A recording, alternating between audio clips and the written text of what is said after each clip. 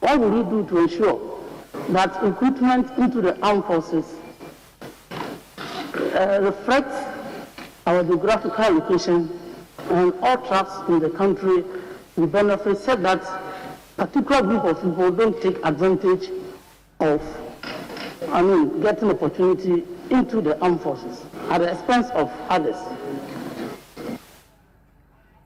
Mr. Chairman, I want to assure the honorable members and for the country that it is not possible to influence recruitment or enlistment into the armed forces. There are stages and steps and qualifications that members of the public will need to go through, prospective recruits or cadets will have to go through before they are qualified. And especially for cadets, you need to go to close to 6 different stages. None of them you can influence, including writing an exam at the University of Ghana. And for recruitment, it's the same thing. They have selectors who go around the regions to select people. You don't know the political persuasion of any of the selectors, so you can influence them. So that is not. And I'm happy you use the word that it is a perception. And it is a perception which has been there for a very long time. But it is not a true story, and I can assure you that it is not possible at all. And for the armed forces, the recruitment, as they have always said, must be represented they stick to, and nothing more, nothing less.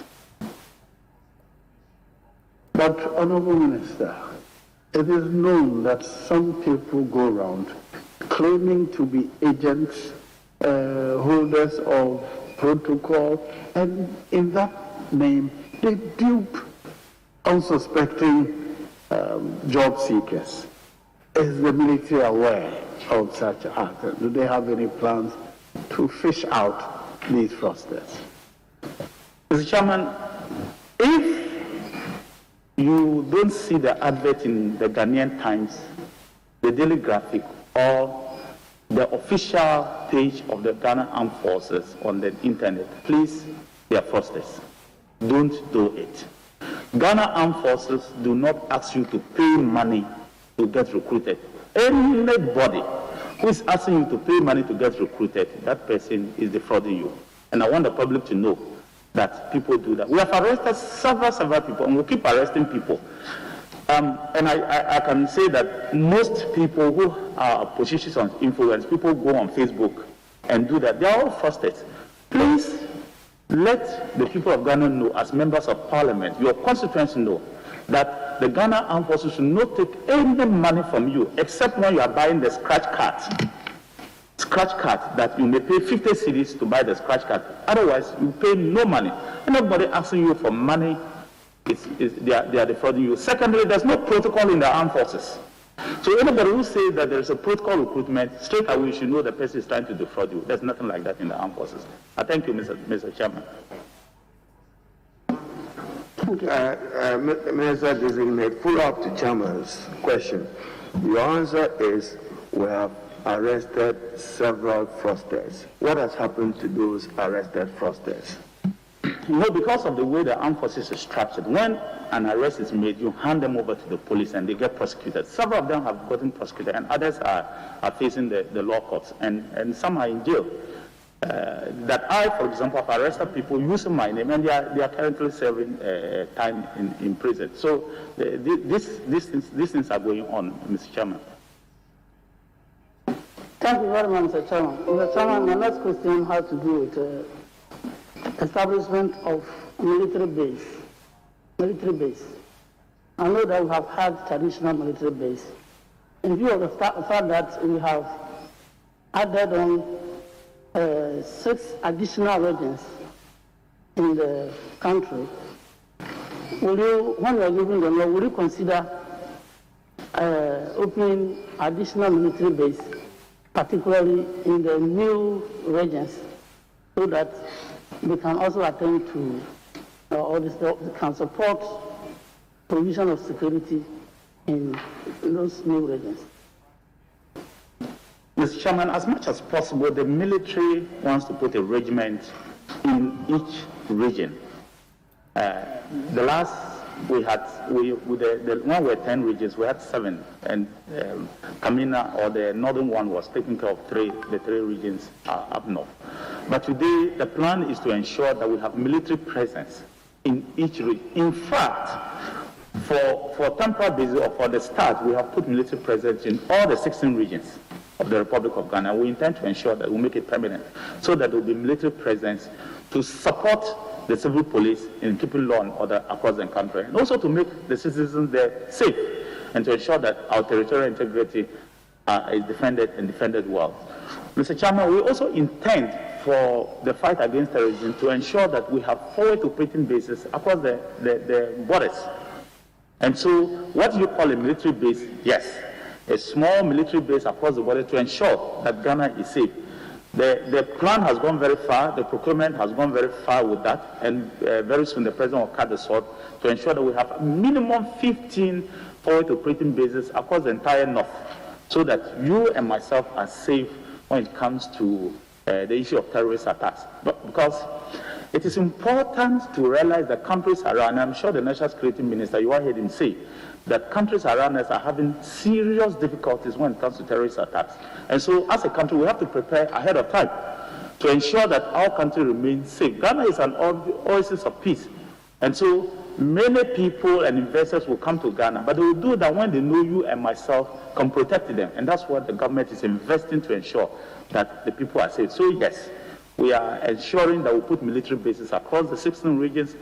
Not just that, we're also ensuring that the northern part of Ghana is safe, as well as the Gulf of Guinea along the coastal belt, to ensure that we have an envelope of security around the country. I thank you, Mr. Chairman. Thank you, Mr. Chairman. Mr. Chairman, we know that in all the elections that we have had, the military, there was a military deployment to support the police and other security agents to maintain law and order. But it seems to me that in 2020, there were massive military deployments, and some of them ended up even taking the role of EC to the extent that they would determine which ballot should be counted, when results should be declared, and so on and so forth. And it has even been said that some military men shot at some civilians. Honorable Minister, when you're giving the note, what are you going to do to ensure that all those military men who were deployed to support the elections, who went overboard, will be dealt with? Mr. Chairman.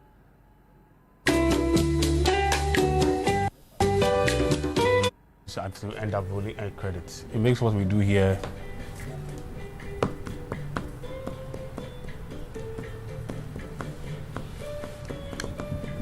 class speakers. Jupati.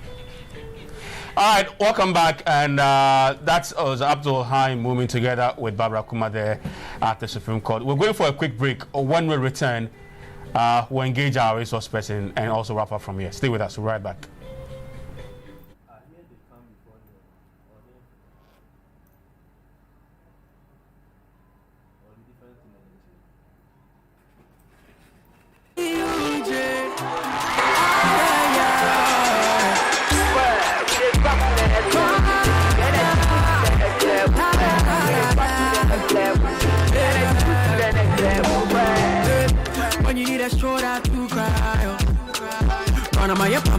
So we try was suicide. Let bygone be bygone. I can't see what I'm gonna do. We go straight to start. I'm gonna take you to the next level. Baby, oh yeah. Energy next level. What is African movie here? I'm not supposed to do about it.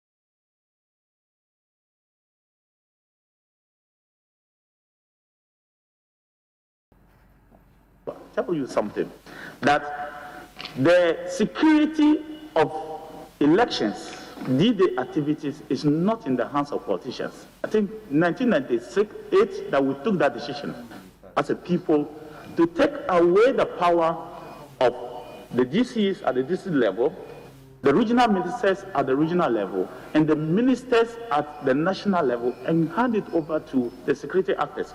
So for election day activity, for example, ministers are not the people in charge of election day activity at the polling stations. No, not at all.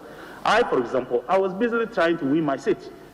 How would I have been able to know exactly or deploy anybody? So it is practically impossible for ministers to have been able to do that. And I'm happy that that decision was taken. And I think we should continue with that, so that the police who are in charge at the national level through the IGP, and the regional commander who is in charge at the regional level, and the district commander who is in charge at the district level, continue to take these decisions or where to deploy people or where not to deploy people. Mr. Chairman, thank you. Honorable Sir, you have had enough for the day. Thank you very much. Yes. Thank you, Honorable Chair. And I want to congratulate the nominee, my friend Dominic Nitiwul. Honorable Minister, there is a concept of the National Guard, which on all continents it exists. In the Americas, if you go to the United States, it's called the U.S. National Guard. India, it's called the Territorial Army. Tunisia, France, Greece, Ireland.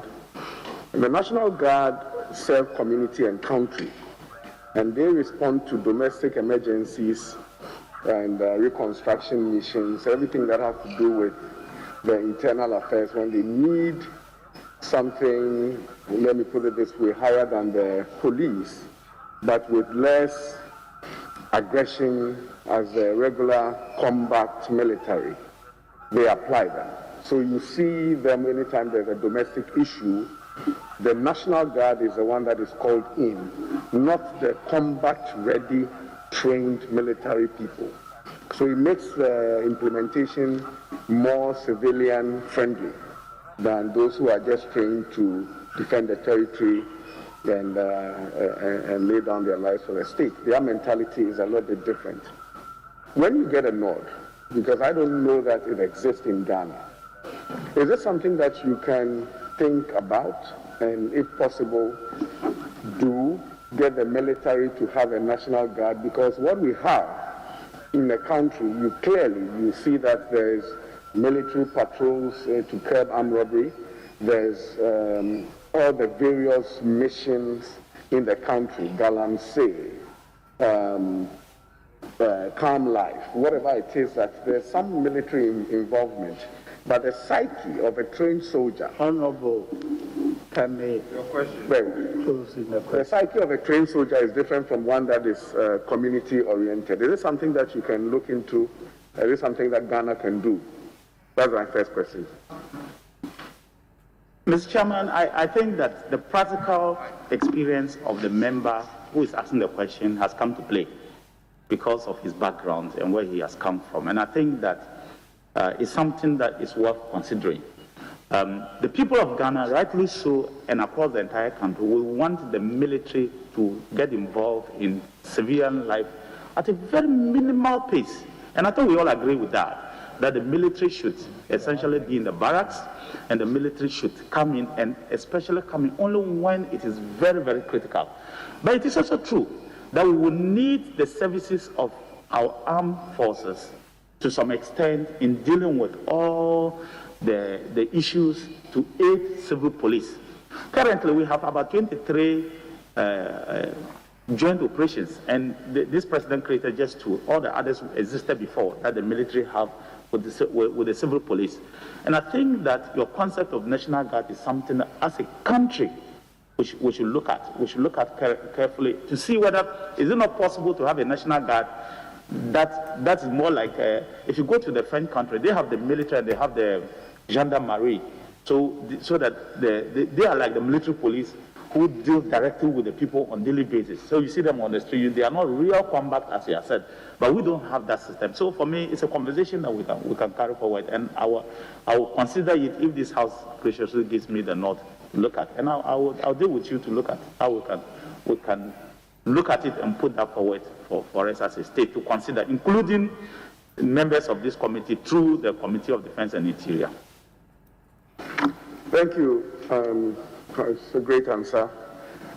Up until I came to the Burma camp for a ministerial salute, I didn't know the achievements of the NPP government, but I was surprised. The things I saw that have been achieved in the last 4 years. Can you tell the public what you have been able to achieve in the last 4 years as a Minister of Defense? Did you say the NPP government or the minister? No, if it's NPP government, I will disallow it because we don't want. I want, as a minister, what he has been able to achieve in the last 4 years. Mr. Chairman, this government over the last 4 years has really achieved a lot for the military of Ghana and ultimately for the people of Ghana. And I think that one of the areas we tackled was a concern of the minority leader who always talked about housing for the military. It's one of the biggest problems that we have had. If you remember, this House graciously approved a loan of $100 million for me and for the ministry to carry out a serious housing project. It has enabled us to change completely the military academy and training school. So you go there, it's a first-class institution. And by next year, this time, I would invite Parliament to go there, if you give me the nod. First-class institution that we are putting up there, serious structures. Now, if you go to the Civ Garrison in Tamale, accommodation is being put up for our men and women of the armed forces. Kumasi, they are starting. Sunyani, they are starting. In Taprade, they are doing the same. In Ho, they've started. In Accra, too, the same thing. In fact, Mr. Chairman, I came to meet projects that were abandoned since 2017 under what we call the Snake Housing Project. We've actually completed 80% of them. I came to meet projects that my good friend, Dr. Kumbo, had started, about 38 housing projects. I've actually completed, leaving only about 3 projects out of them. So for infrastructure projects, it's unprecedented. We've never seen some before for a long time to come. For a long time now, we've done a lot of infrastructure projects. The housing, the military roads, what we call barracks roads across the entire garrisons, have been fixed at a rate that I can only describe as very, very impressive. If you go to Nutokwa in Volta region, where the Navy, for the first time, is now having a first-class training institution, and these facilities were put up in a record 1-year period, you will marvel that the armed forces, plus myself and the government, will put up these facilities of close to over 10 buildings across to train our Navy and to ensure that they have places to be able to do that. Mr. Chairman, vehicles, as we've also in the media, we keep donating vehicle upon vehicle, re-equipping the armed forces throughout. And one thing that has really touched my heart is what we gave the armed forces when it came to transport, buses for them to be able to have. Before we came to power, a lot of the members of the armed forces were being transported in what we call TCVs, troop-carrying vehicles. The ordinary man knows them as bongo vehicles, even for funerals, even for weddings, even for social gatherings. But the government immediately, within 6 months, managed to procure 50 luxurious buses for them. And today, I think that it has served them very well. If you ask any member of the armed forces, they will tell you that that has been the case. One other thing that the soldier will want is what is in there for me. What is really in there for me as a person. Salary rationalization has never taken place in the armed forces over the last, say, 15 years. The last time there was salary rationalization was, I think, in 2006, 2007. And, Mr. Chairman, I'm happy to report to this House that we have rationalized the salary and allowances for the armed forces to at least come at par with the other security services. And this has really boosted the morale of the members of the armed forces for me. And if I want to count or enumerate the achievements, I believe that I'll take about 3 hours to do that. And I don't want to take 3 hours. Thank you. We don't have 3 hours for you on your achievements. Yes. Honorable Minister, personal satisfaction, I think you touched on a bit in your last submission, or as they call it in the barracks, morale. What is the level of personal satisfaction currently at a basis? And even if it is high, like you just said, people ask for more. What are you going to do to enhance it? And if it is low, what are you going to do to make sure that morale is high at our basis, so that, like I always say, no soldier is trained to die for his country. You train so that your opponent will die for his, so that they are ready in their mindset if such morale is high. And the soldiers say that we know no defeat. That's the slogan of the armed forces. We know no defeat. And they say that we will defend you, that is the people of Ghana, to the peril of our lives. It surely means that when bullets are flying and all of us are running, you expect the soldier to go and face those bullets. So the best you can only do for them is to give them what they need to be able to do their work and do it properly. So we are providing them first with what they need to be able to feel safe. Today we are trying to mechanize the armed forces. So you see that we keep bringing armored vehicles so that we have mechanized armed forces. You don't want to give soldiers pickups to go to battle with because you're exposing them to bullets. And so we are trying to do that. It's bringing a lot of morale to the members of the armed forces. Mr. Chairman, like I already talked about salary rationalization, every human being will want to ensure that at least he can leave something in the bank when the month ends. He can take care of his kids. He should be able to make sure that at least at the end of the day, he can feed his family. And I think that it's one consideration we consider to bring the salary rationalization to ensure that the members of the armed forces at least are par with the rest of the others. But one decision that we took, which I think has helped the members of the armed forces, and any of you who have relatives in the 91 group or 92 group can ask them, when we extended the run out date is the day you'll be released from the armed forces. It used to be a maximum of 25 years. We extended it by an extra 5 years, and that has really helped the members of the armed forces. And I remember a week ago, a member of the armed forces, the 91 group, came to my office. He wanted to come and see me. I didn't understand what he was looking for. Then he said, "Sir, I just came to thank you." I said, "What is it?" He said, "If not for the decision you took, I would have been home 5 years ago. But today I have finished my house.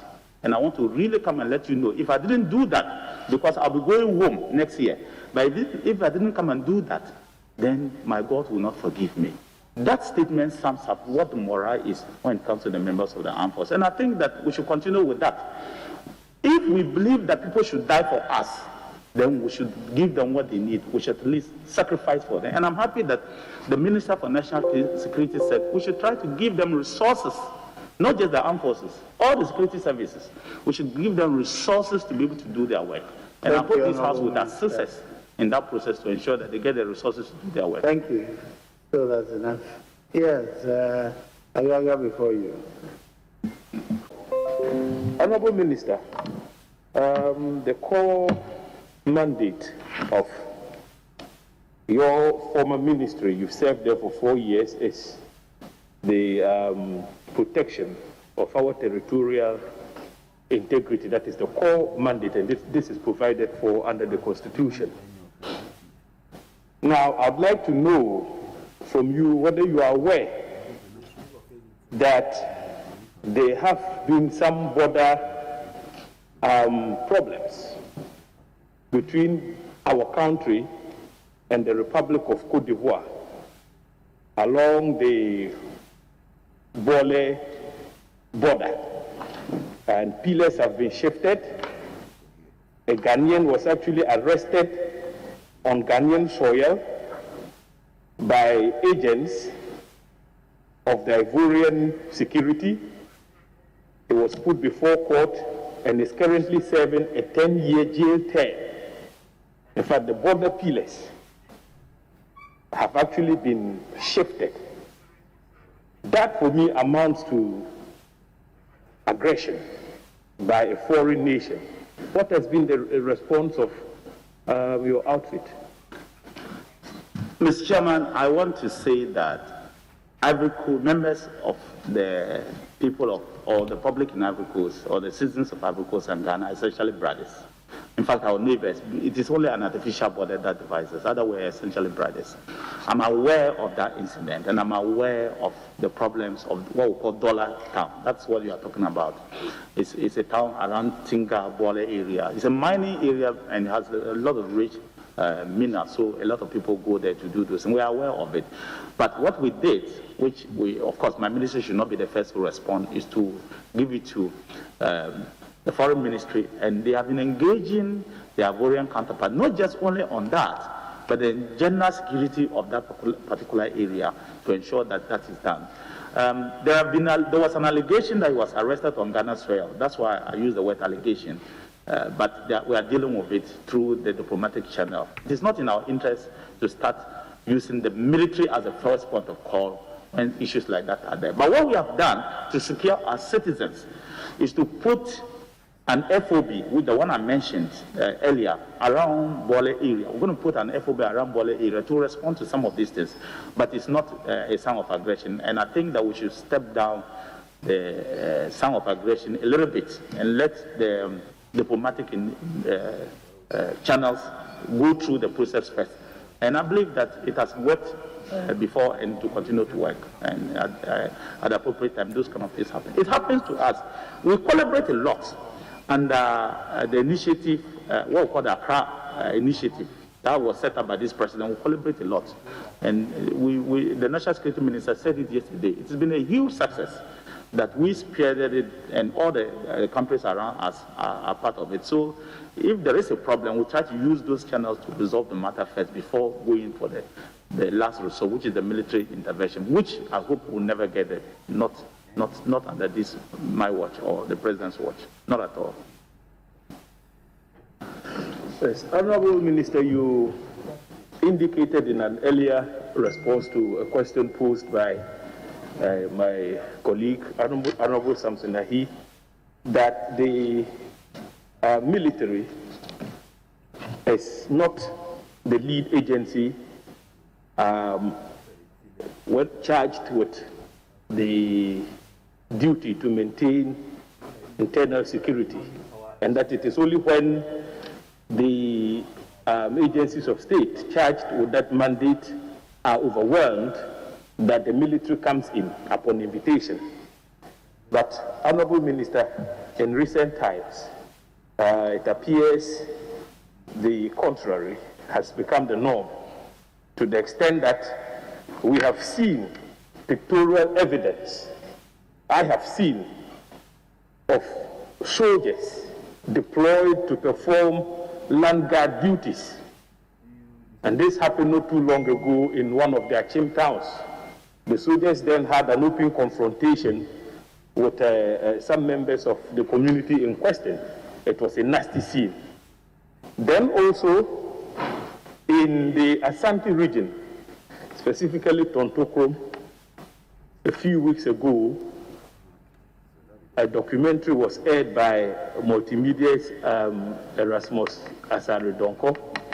And in that documentary, you would see the military, soldiers from the the Central Command, engaged in an open confrontation with members of the Galamsey, anti-Galamsey task force. The reason for the confrontation was that the soldiers had actually been deployed in Tontokrom to provide security cover for a Chinese mining firm engaged in Galamsey activities in that area. And last but not the least, you see soldiers clearly providing protection for certain VIPs. I know the military is mandated to provide VIP security for the president and maybe the Minister for Defense, but now we see them openly providing security for Jean Mensa, the chairperson of the EC, and others. The question is, the military has become visible and in a way taking the place of the police when it comes to the maintenance of internal security. What is your response to this? Mr. Chairman, let me state as a fact that we have reduced the visibility of the military. Rather, Mr. Chairman, when I came, the military had signed a memorandum of understanding with 22 mining companies. It's open knowledge. I've said this before. 22 mining companies. And they had actually deployed across the entire country. And they were guiding these mining companies. I withdrew all of them. So if we talk about military signing MOUs and helping legitimate mining companies, I can say that it was a practice before, but we've stopped it. Since January last year, I issued a statement to the military that no military personnel is expected to be seen in any mining company except two, AGC in Obuasi and Azuma Mines in Upper West. Otherwise, if you see anything like that, it is not lawful, and we'll investigate it. Anybody found guilty, that person will be dealt with.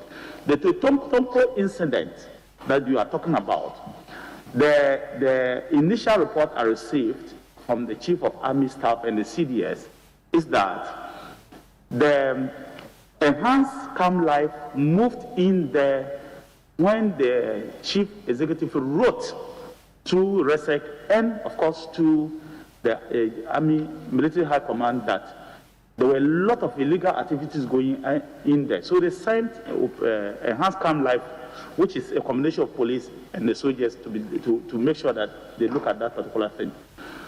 So I've asked the CDS to make sure that they investigate it to the latter and give me a report. That investigation is ongoing. And I can tell you that the military have punished over the last 4 years, and some people have been removed from their military for engaging in acts that they are not supposed to engage in. And some have had their ranks reduced because of that kind of thing. So I want to assure you that anybody found guilty, that person will be dealt with. So investigation is ongoing. For the issue of the protection of VIPs, I think that point was made very clearly yesterday, that it is not a new practice. And there are members, even in this house, who know that it is not a new practice. That if an assessment is made, a security assessment is made on a particular VIP, and we believe that we should use a military person temporarily, we will do that. Because every country does that. You may not know, but it happens all across the world.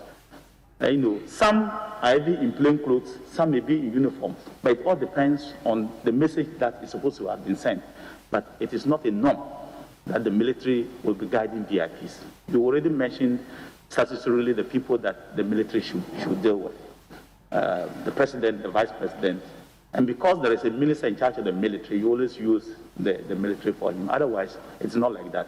It's based on security advice, and once that is given, we look at it, the military and the ministry, and we'll deal with it from there. And I believe that answer was given yesterday. For the sake of a repetition that I'm just repeating, Honorable Member. And I think that I disagree with you, though that is your view, that the military is too visible. I have actually tried to reduce the military to make sure that they are essential in the barracks. And we have been giving them more training too, so that they can keep training. And you continue to see that that is the norm going forward, that the military should do more training and protect us when they need be. I thank you, Mr. Chairman. Honorable nominee, what interventions have you put in place to protect Ghana's maritime domain in the face of the oil discovery, which is offshore?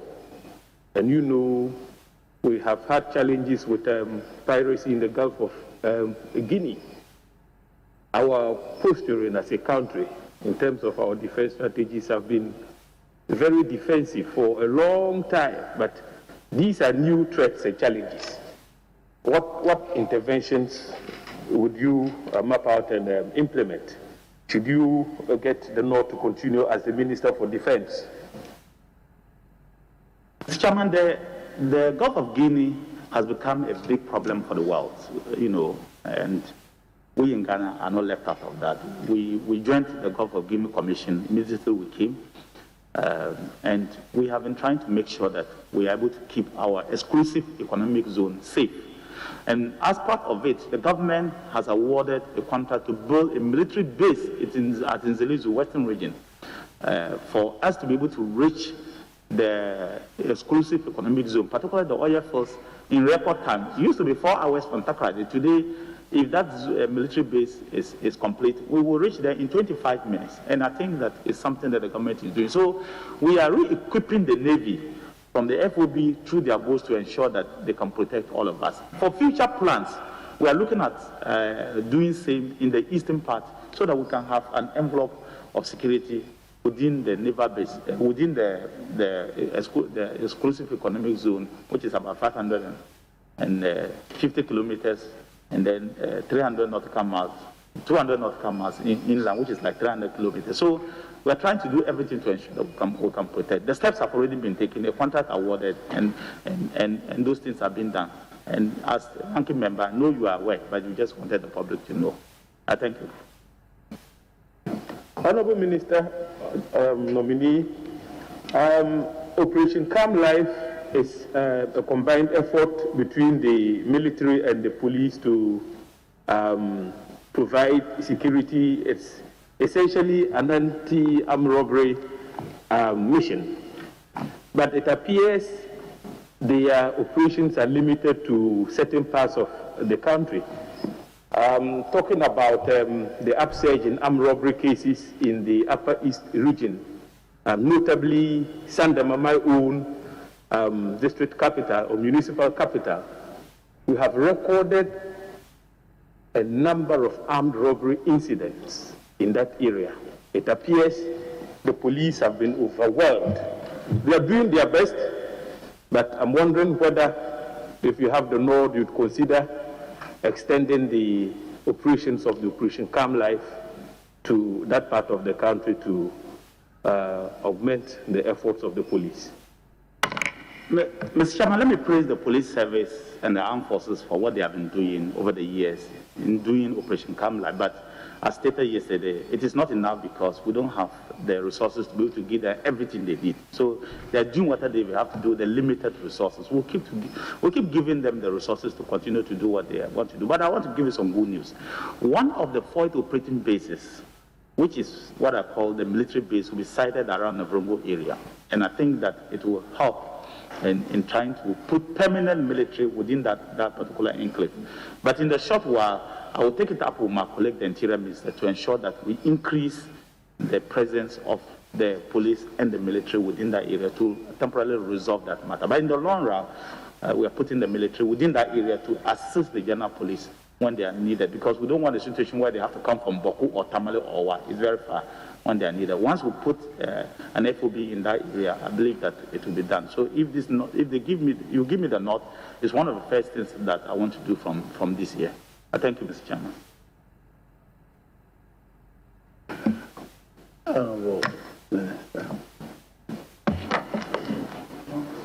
Thank you, Mr. Chairman.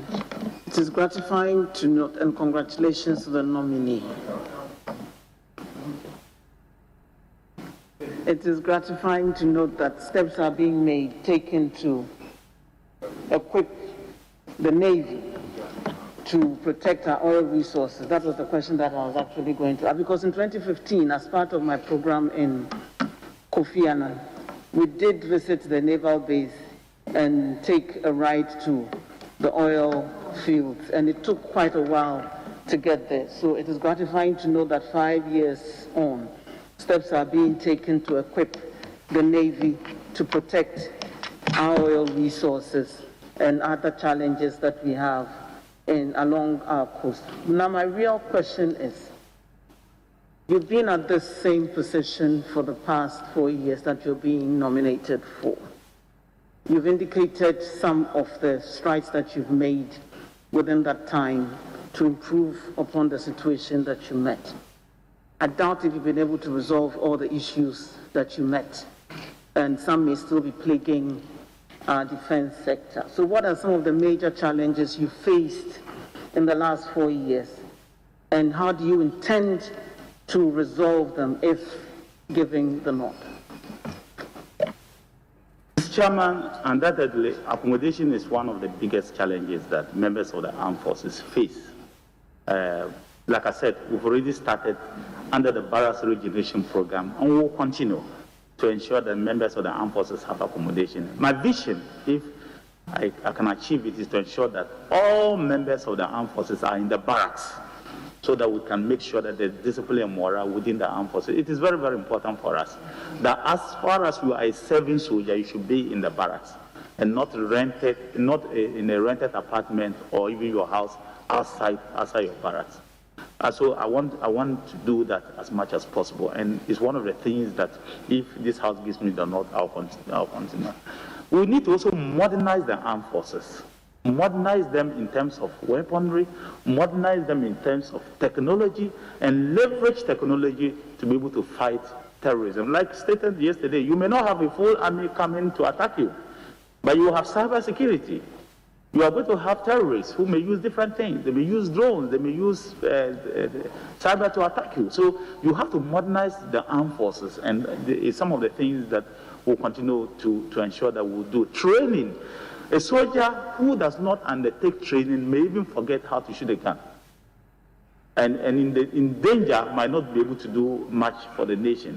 And so you need to stimulate battlefield experience for your soldiers, even when there's none. And so the firepower demonstrations that the soldiers go, and I will invite members to continue. If you give me the nod, I will invite members to at least witness one, to see how soldiers are within the battlefield. When you hear the guns shoot over your head, even as a visitor, then you begin to see how they feel.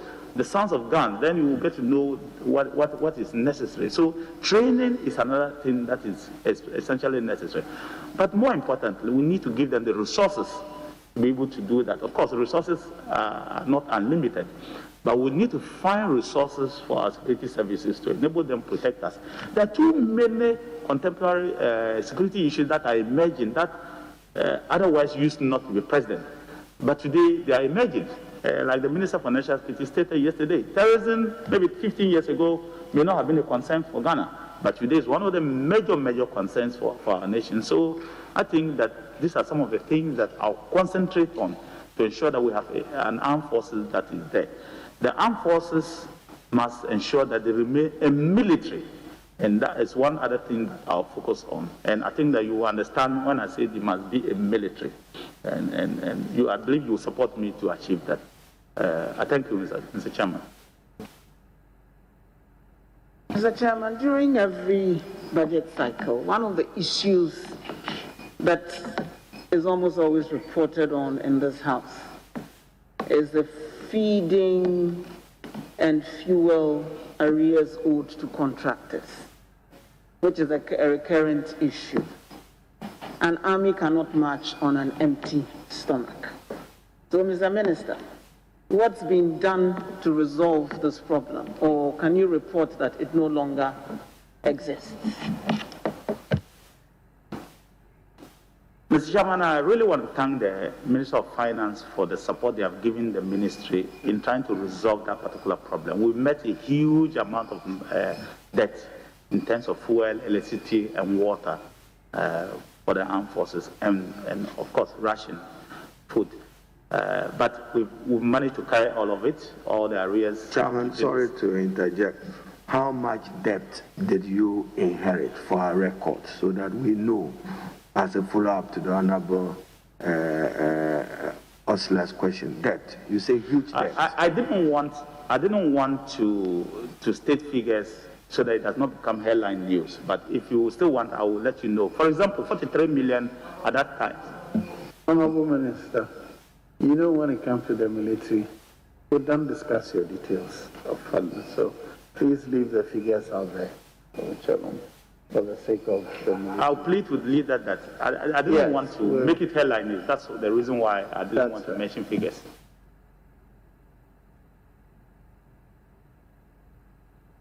Can I ask my final question? That was your third question, is that right? No, second. Okay, go ahead. I'll be very brief. Unfortunately, MPs have been at the receiving end of not just verbal attacks, but violent attacks which have led to the death of some MPs within our state.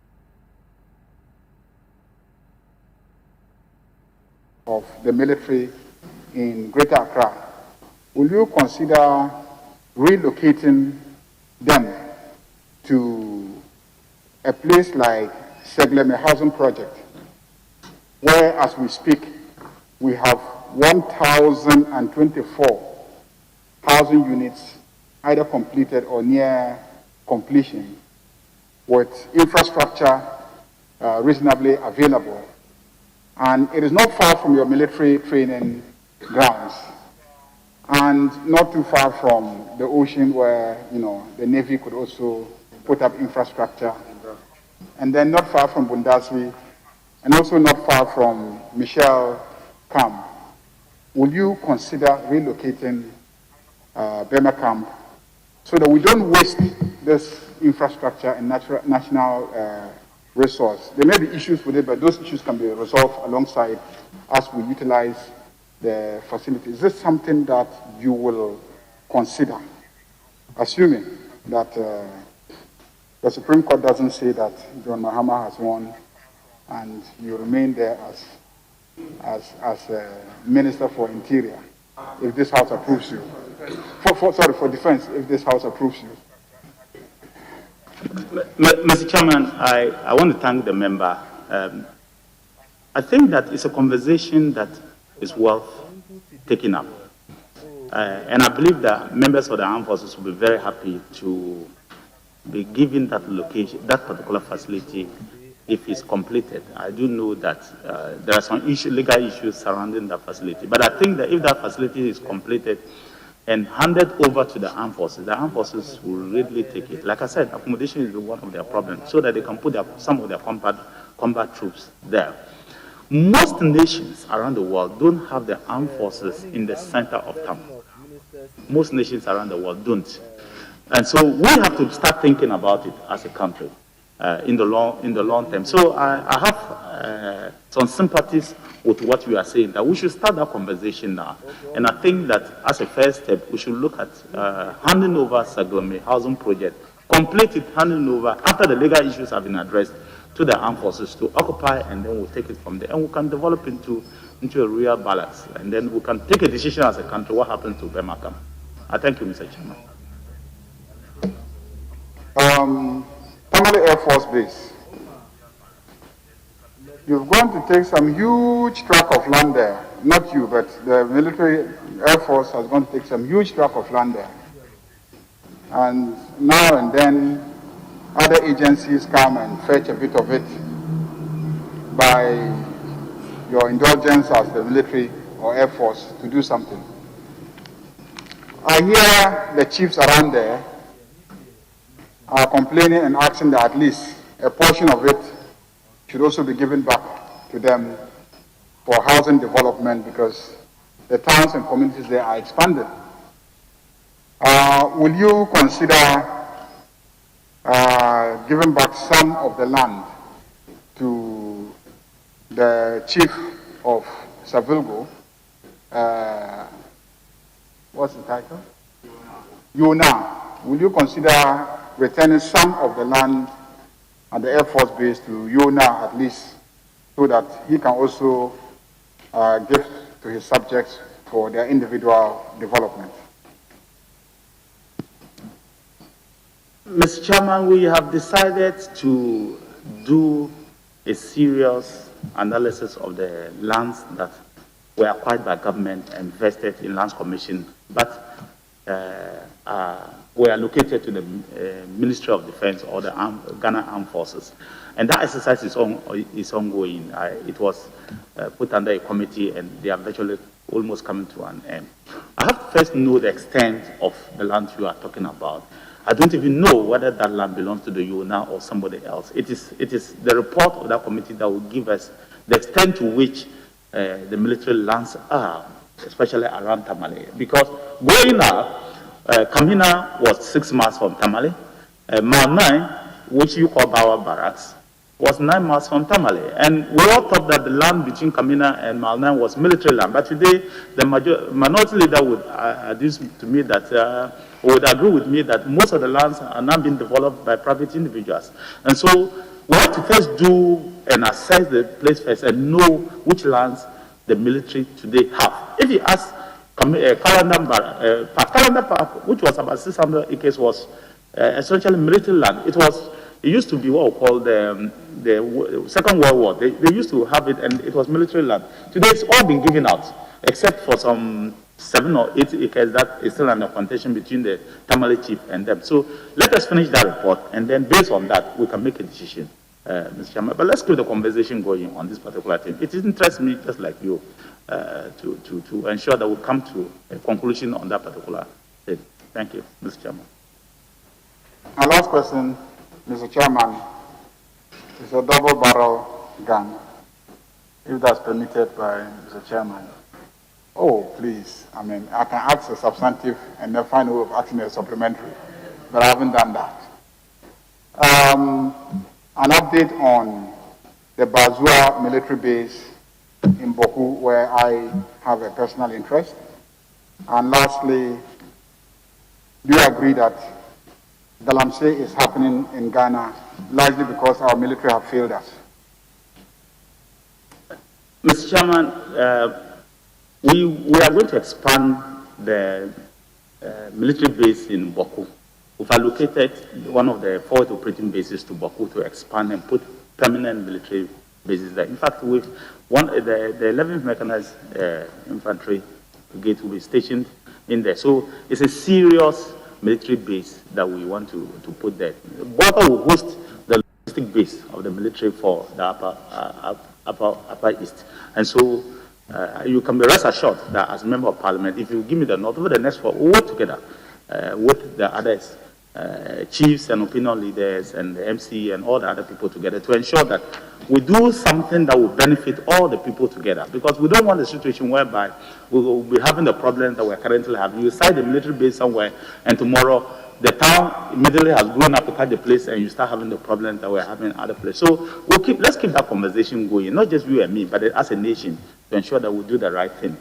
But I don't agree when you say that the military has failed us in the fight against Galamsey. I think that you have the experience because you were Minister for Lands and Forestry before. You were Environment. And you know the extent to which Galamsey had almost consumed this country.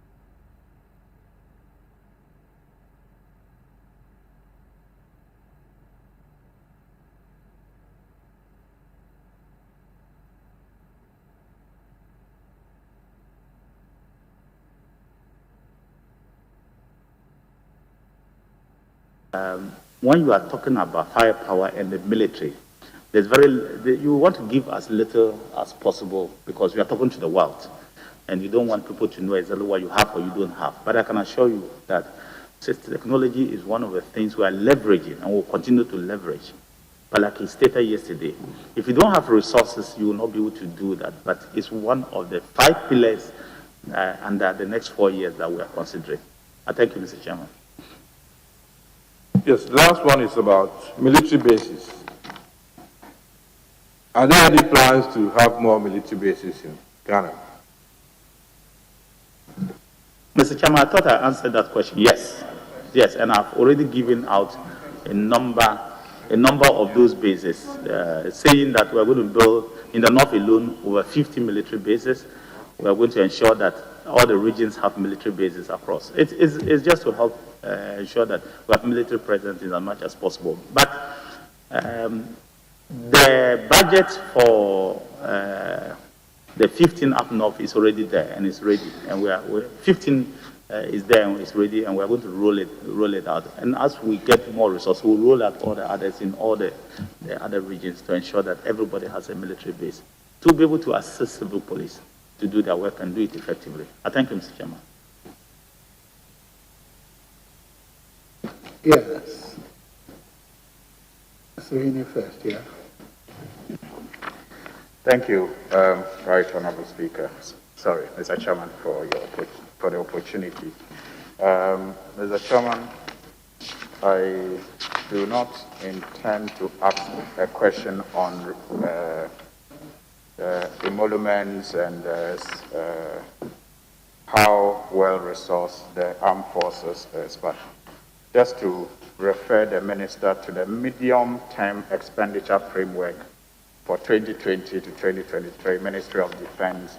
Page 24 of that report states that logistics and financial constraints were the main problems of the ministry in 2019. And so perhaps when the minister gets the opportunity, he may want to, avert his mind to that as he speaks of how well resourced the ministry has become under his watch. It's important to pay attention to that acknowledgement of the major challenges in the medium-term expenditure framework of the Ministry of Defense. But my first question, Mr. Chairman, has to do with the image of the Ghana Armed Forces. It is something that a lot of people are worried about. I have seen a number of research reports that have complained about how they are either misused or abused, either in mining sites, where it is even suggested some mining companies are bribing the Ghana Armed Forces, either directly or by way of corporate social responsibility, where some roads are tarred and all of that. Mr. Chairman, the minister has already spoken about how they are assigned as bodyguards to people. And when the minister spoke about the chain of command, he talked about how he was busy trying to win his seats. I have some pictures here of the minister campaigning with very strong military, just around him. I wonder, if that was also, part of the duties of the Ghana Armed Forces. So, Mr. Chairman, some of these operations that the military have been engaged in, like preventing mining, we know what has happened. You were strongly, criticized when some tipper trucks were bent in Dalong, for example. All of these do not contribute to giving the military, the Ghana Armed Forces, the image that it deserves. As minister for the last 4 years, have these reports and these concerns come to your notice? If they have, how have you contributed to cleansing the image of the Ghana Armed Forces vis-a-vis the perception that their use in some of these operations and some of these bodyguard services that they give?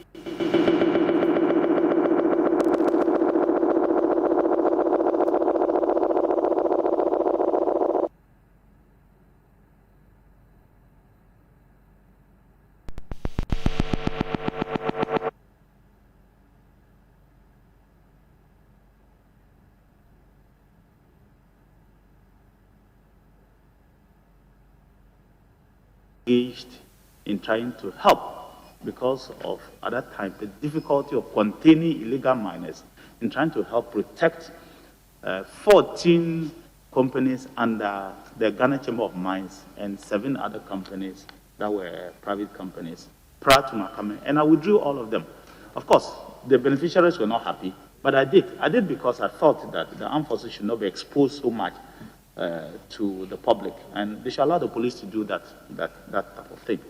And so I still hold that view, and I've, as much as possible, told the commanders to ensure that the armed forces operate within that kind of cycle. So the complaints for the public, like I said, the armed forces are for the public. They largely serve the public, and they will do things in the interest of the public. So when these complaints come, we take it and use it as a form of reforming the orders that are given to the armed forces. And particularly, I sympathize with the owners of the tipper trucks that were burned. I said it here on the floor, that it was not just in Tamale that the armed forces thought that the first thing, when they were giving the tax on Operation Vanguard and the River Run operation, to put the fear of God in certain people who they thought were recalcitrant. But from the public reaction, including what happened in Parliament here, the armed forces have to redo their orders and get them to slow down. So you didn't see any more burning after that kind of thing. There was burning in, I think, Eastern region and in Tamale. And in the Tamale case in particular, Mr. Chairman, Ghana Water Company had said that they were not going, they couldn't produce water for Tamale Township in about a month's time if the people continued the sand-winning activity that was destroying the water. And the military said that they had gone there 2 or 3 times to talk to the people. But as we know, maybe the owners may not even have known that this is what the drivers are doing. You know, but the owners are those who really lost. So, like I said, I sympathize with the situation.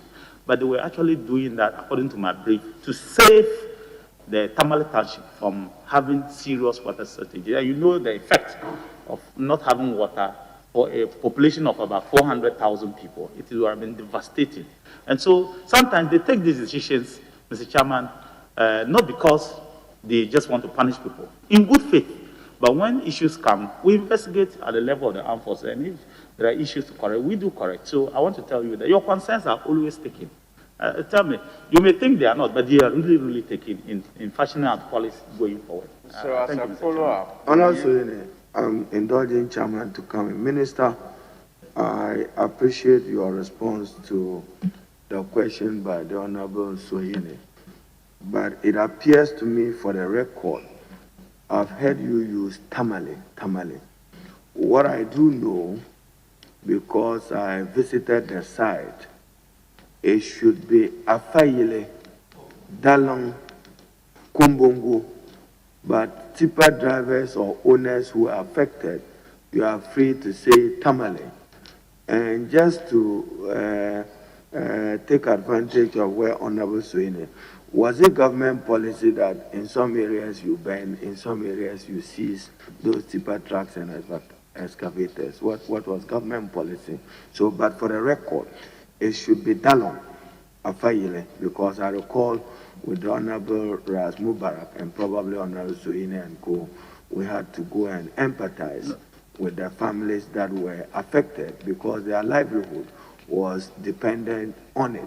Will you consider your action as high-handed? Mr. Chairman, I think I keep using Tamale because they were the beneficiaries of the water treatment center that was done. I'm not talking about the site, the Dalong site where they were doing the water treatment center, but I'm just talking about the beneficiaries of the Ghana Water Company water. That's why I keep using Tamale. Not, even though I know that Tamale is not the only township that was benefiting from it, but I just use Tamale because it's the biggest town in that area. So that's why I use that. Mr. Chairman, it was a government policy. The government policy was to protect the water bodies. 100 meters on both sides of the river flank, no activity was supposed to take place. The military took the operations and did what they needed to do. And because of the concerns, we had to really find a way of putting a human face to the activities of Operation Vanguard. So your concerns, as I said, were already taken in that respect. And I have said it before, that I sympathize with the owners. And maybe the owners may not have even known that this is what their drivers were doing. So I really, really sympathize with the owners. But like I said, with the issue of the military, and especially all security agencies, you don't throw the baby with the tap water or the bath water. You need to essentially find a way of ensuring that internal investigations are carried out and whatever needs to be done is done, and then you move forward with it. Thank you. So given, as a follow-up, given this human rights abuses, will you, in some of these cases, like Dallon, support calls for compensation for the victims?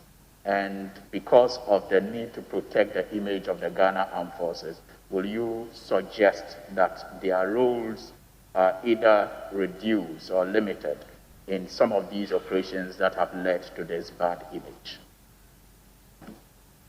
Mr. Chairman, I think that all operations are carried out based on threat analysis and security.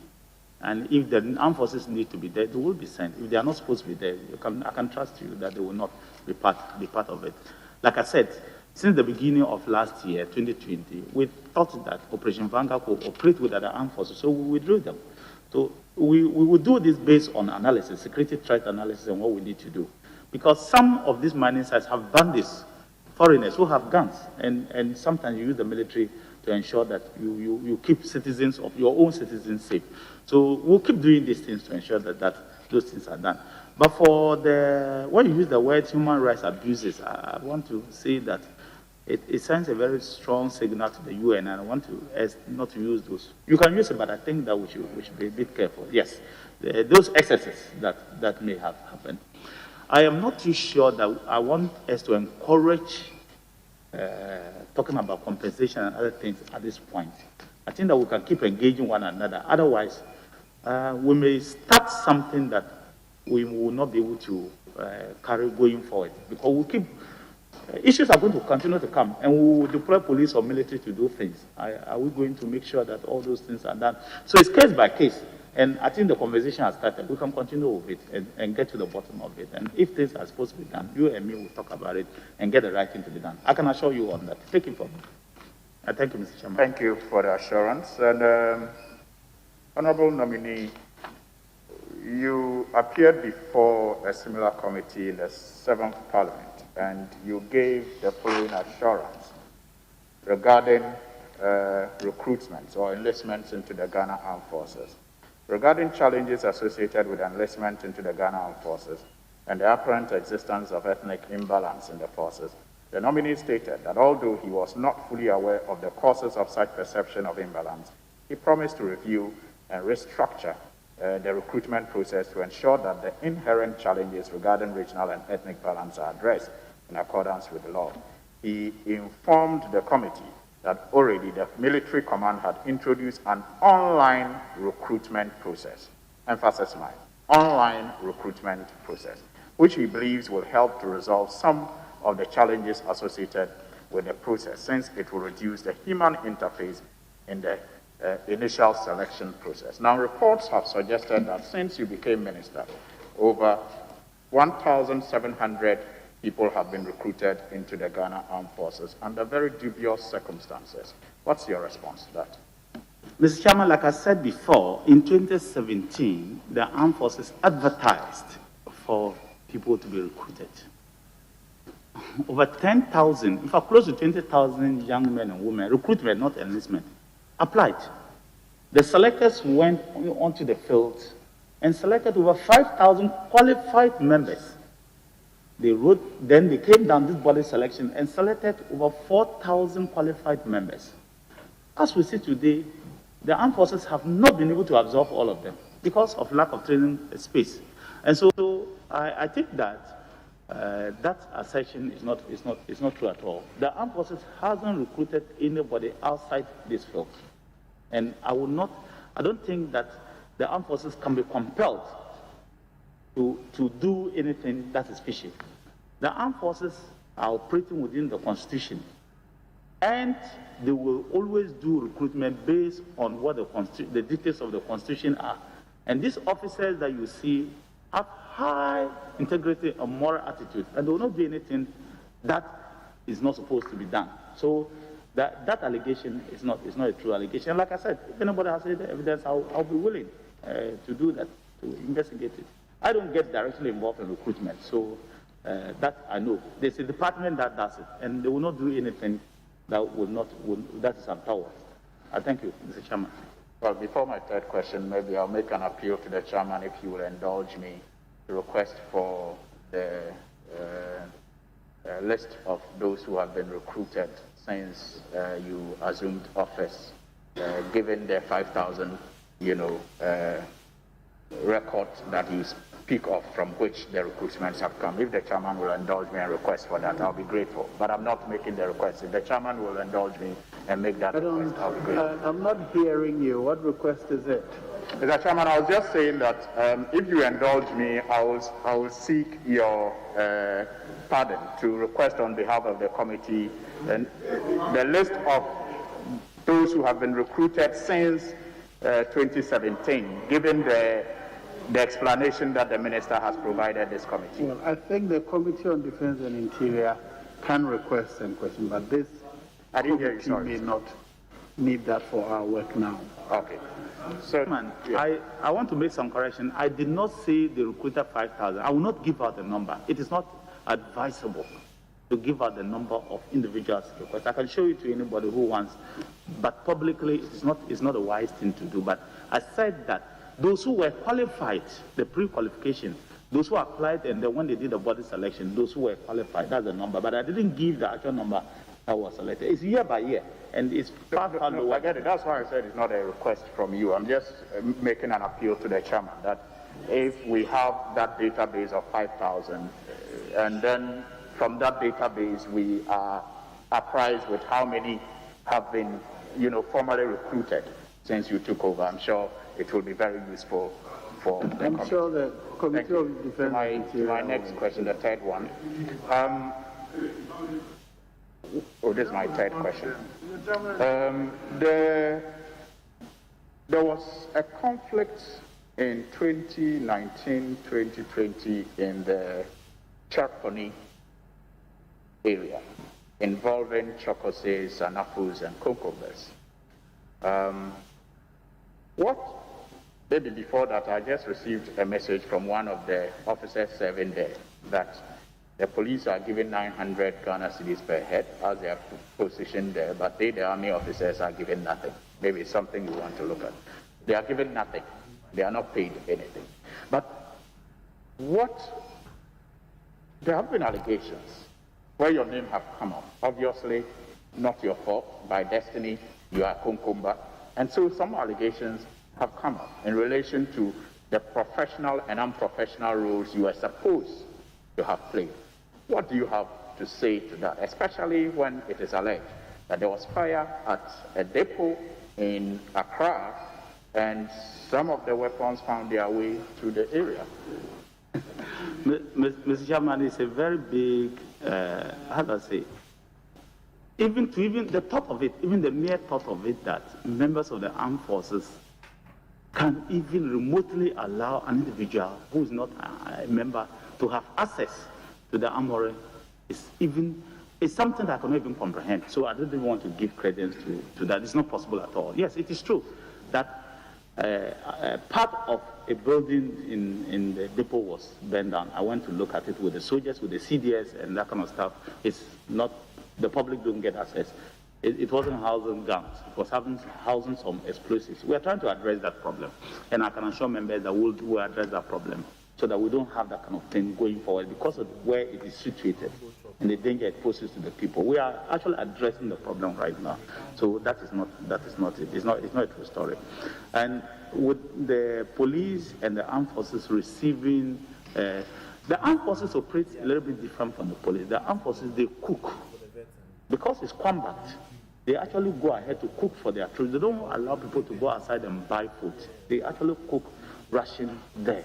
So the way they go about their things is strange. But I will investigate what you are saying to ensure that if there are things that are not supposed to be done, they are done properly for the police. But I'm happy you already know, proud as you are as a Dogomba, I'm a very proud Konkomba, but we are brothers and we are the same people.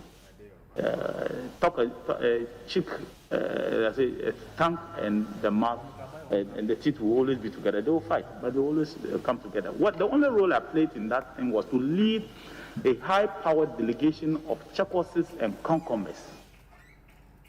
I put together all the Chakwausis you could find, both NDC and MPP, Nakubo and Co, all of them, Isaba, all of them. I put all of them together and took Mabungban, Konkombes, opinion leaders, all those who matter in both tribes, and put them together.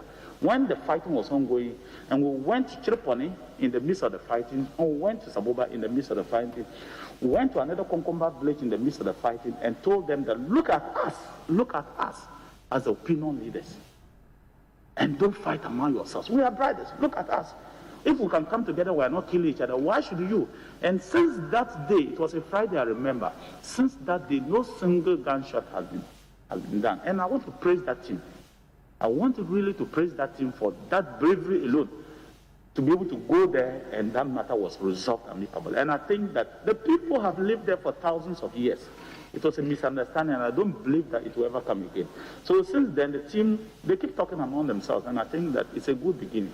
That we can work together. And I really want you to help me praise that team that went. It was a combination of the team, and I think that I don't want to give praises to myself. It was a collective effort we all did, and we resolved that conflict. And I want to praise the military and the police who have since been there to also make sure that they keep resolving that matter. And we'll keep trying to do whatever we have to do to resolve some of these things. Finally, I have seen reports about command structure in the Ghana Armed Forces and some alleged undermining of that structure. Some names have been mentioned. One Major Pong Pepra, with TEP War, with the then CDS, and all of that. All those do not, give the armed forces the control that is required for them to assure us all of our safety. What have you done if those reports have come to your notice about such concerns among the servicemen and women? And whilst at that, will you explain to us why you had such a strong military support during your campaigns? Mr. Chairman, I'm surprised. I have to check exactly and get the picture. I'm not able to know exactly what it is. But as defense minister, sometimes for occasions, the military accompany me to do some things. Unfortunately, it is a courtesy I get for my position. And I believe you understand some of these things. But for the non-existent tension or undermining, that it's not non-existent. That does not exist at all. General Pompepra, who is a current major general, is the army commander of the Ghana Armed Forces. He is the army commander. He moves the troops. He's the army commander. He was the CSO under the last CDS. He served under him, and when he moved from the army command to become the CDS, he also moved to become the CSO, that's the chief of staff, and later army commander. And they've worked together amicably. They are brothers, and I can assure you that there was nothing like that. It's non-existent. It has not even come to our notice because it doesn't exist. Maybe some people are thinking that there was something like that for some reason, but it doesn't exist at all. And I can tell you that the armed forces, especially the military command, are some of the most highly trained professional people that you can find anywhere in the world. I thank you, Mr. Chairman. Honorable Patricia Pejeza, okay.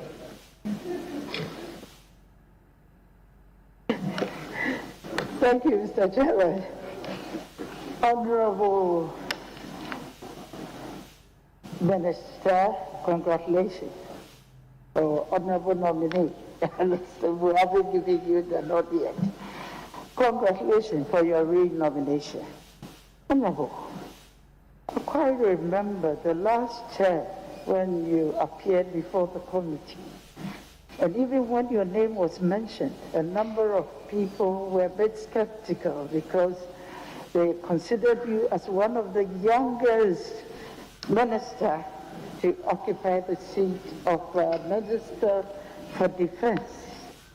But when we started with your vetting, you've indicated But if you have to talk about your achievement, we spent almost the whole day over here. But I'm particularly interested in how you were able to solve your acute accommodation problem. I think it has been a major challenge, and I would like you to inform the House about this, how you were able to deal with this challenge. Thank you. Mr. Chairman, I'm happy that the President has reposed still confidence in me. I was trained here by you people all together when I became deputy leader, even at a much younger age. And I'm happy that things have continued to be good. God is good and will continue like that. But Mr. Chairman, as I stated, accommodation has been an issue. We've started massive accommodation for the armed forces. We will continue. Some in Bemakam, the Bemakam one has started, and we are going to do even more for them and in Tamale. And in the next 4 years, if you give me the nod, it's one of the things that will continue to put the resources in so that our people can sleep well. Before, even high-ranking officers were occupying one single bedroom. We want to change that so that minimum space for a soldier should be at least 2 rooms to about 4 or 5 at the top level. And that's what I've set myself the standard. And that's what we are currently doing to ensure that we'll do. Likely, I have the support of the government, the President, and the Finance Minister to ensure that that is done. So I can assure you that we will try to tackle that particular problem. We're already doing it, but we'll continue to do and do more. So, Mr. Chairman, I want to thank her for giving me that support and privilege of eulogizing me as a young man who at least has done my part in helping build the armed forces of the Republic of Ghana. Thank you. I think that's about it. Thank you. Yes. Yes, the President. Most grateful, Mr. Chairman. Mr. Chairman, let me begin by revisiting the matter of the election-related killings. The honorable nominee was the substantive Minister for Defense and remained so for a whole month after the shootings which led to the loss of lives of Tajuddin Al-Hassan, 39 years in Techiman South, Abdallah Ayarik, 18 years, Techiman South, Emmanuel Dompre, 36 years, Ododiodio, Samira Zakaria, 14 years, Savlugu constituency, Ibrahim Abbas, 30 years, Ablekuma Central, Rita Otu, 15 years, Ododiodio constituency, and Hussein Musa, a 17-year-old people of the Savlugu Raudatu Atfa Primary School. Can I know from the nominee, the whole month you were in office since these killings, did you visit their families? Some of them were hospitalized before they died eventually, and some remain in hospital, as the National Security Minister confirmed yesterday. Have you visited, you and the Military High Command, have you visited those in hospital and the families of these persons who were killed by trigger-happy soldiers on election night? Mr. Chairman, I want to thank the member for the question. And like I said, sympathize with the families. It is important I do that. And I've done that anywhere, privately and publicly, anywhere I've got the opportunity to do that. I want to really sympathize with the families. But like I stated, Mr. Chairman, the armed forces were called in to assist the civil police. The investigators or the people to do the investigation is the criminal investigation department or the police service. The police service are doing that. Of course, the IGP is overall boss of the police service. The armed forces so far, no member of the armed forces so far is a subject of investigation in any of this. They have not been accused yet. So if you have any evidence that there is a trigger-happy soldier who has done that, please let us have it, or let the police, not even me, let the police have it. And it is a normal procedure. They will write to the CDS that release this soldier for us because we want to investigate him. He's a subject of this and that and that and that. Unless you help us with that information, it's very, very difficult for us to be able to know, because the soldiers are not yet the subject of any investigation. They have not been accused. officially by anybody. The police have not invited them yet. I'm afraid you are not answering my question. My question is, have you visited? Oh, no, not yet. I have not, please. That is my question. The next matter I intend to return to is the infamous night of January 6th in this very chamber. The Honorable Murtala Muhammad, a colleague of ours, the MP for Tamale Central, has gone on record in an interview the following day on Joy FM, a copy of which I have here. He cites you directly. He says, and I quote, Dominic Nitiwul called the military into the chamber, armed military men. They were armed to the teeth, and that is completely unacceptable. I was there when he was making the call, and I confronted him. I asked him whether he didn't feel embarrassed about what he was doing. He may challenge this, but I wasn't the only person there. I have witnesses. He made the call in the chamber.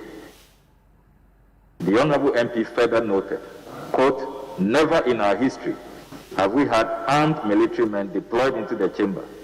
It was completely unacceptable. The Minister for Defense made the call when he was standing with him, and I told him it wasn't necessary because it would be a blur on the integrity of this house, unquote. How do you respond to the Honorable Murtala's direct allegation that you invited the military into this chamber?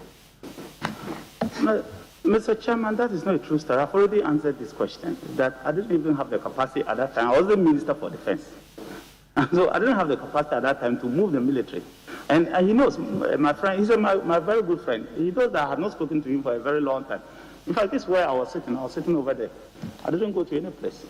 I only would go and urinate a passport and come back. I never went to any place to go and remove anybody. But like I said, and yes, I was sitting with him and sitting with the independent candidate, and both of them can confirm. But like I said, that the military are some of the most professional people. They may take a decision to do one, they and the police may take a decision to do one or two things, but they would have taken it thinking that they are doing their best to solve the situation. We should not pass the baby with the bathwater. I follow up on that. Do you know Colonel Joe Punamani? Colonel Joe Punamani? Yes, I do. Who is he?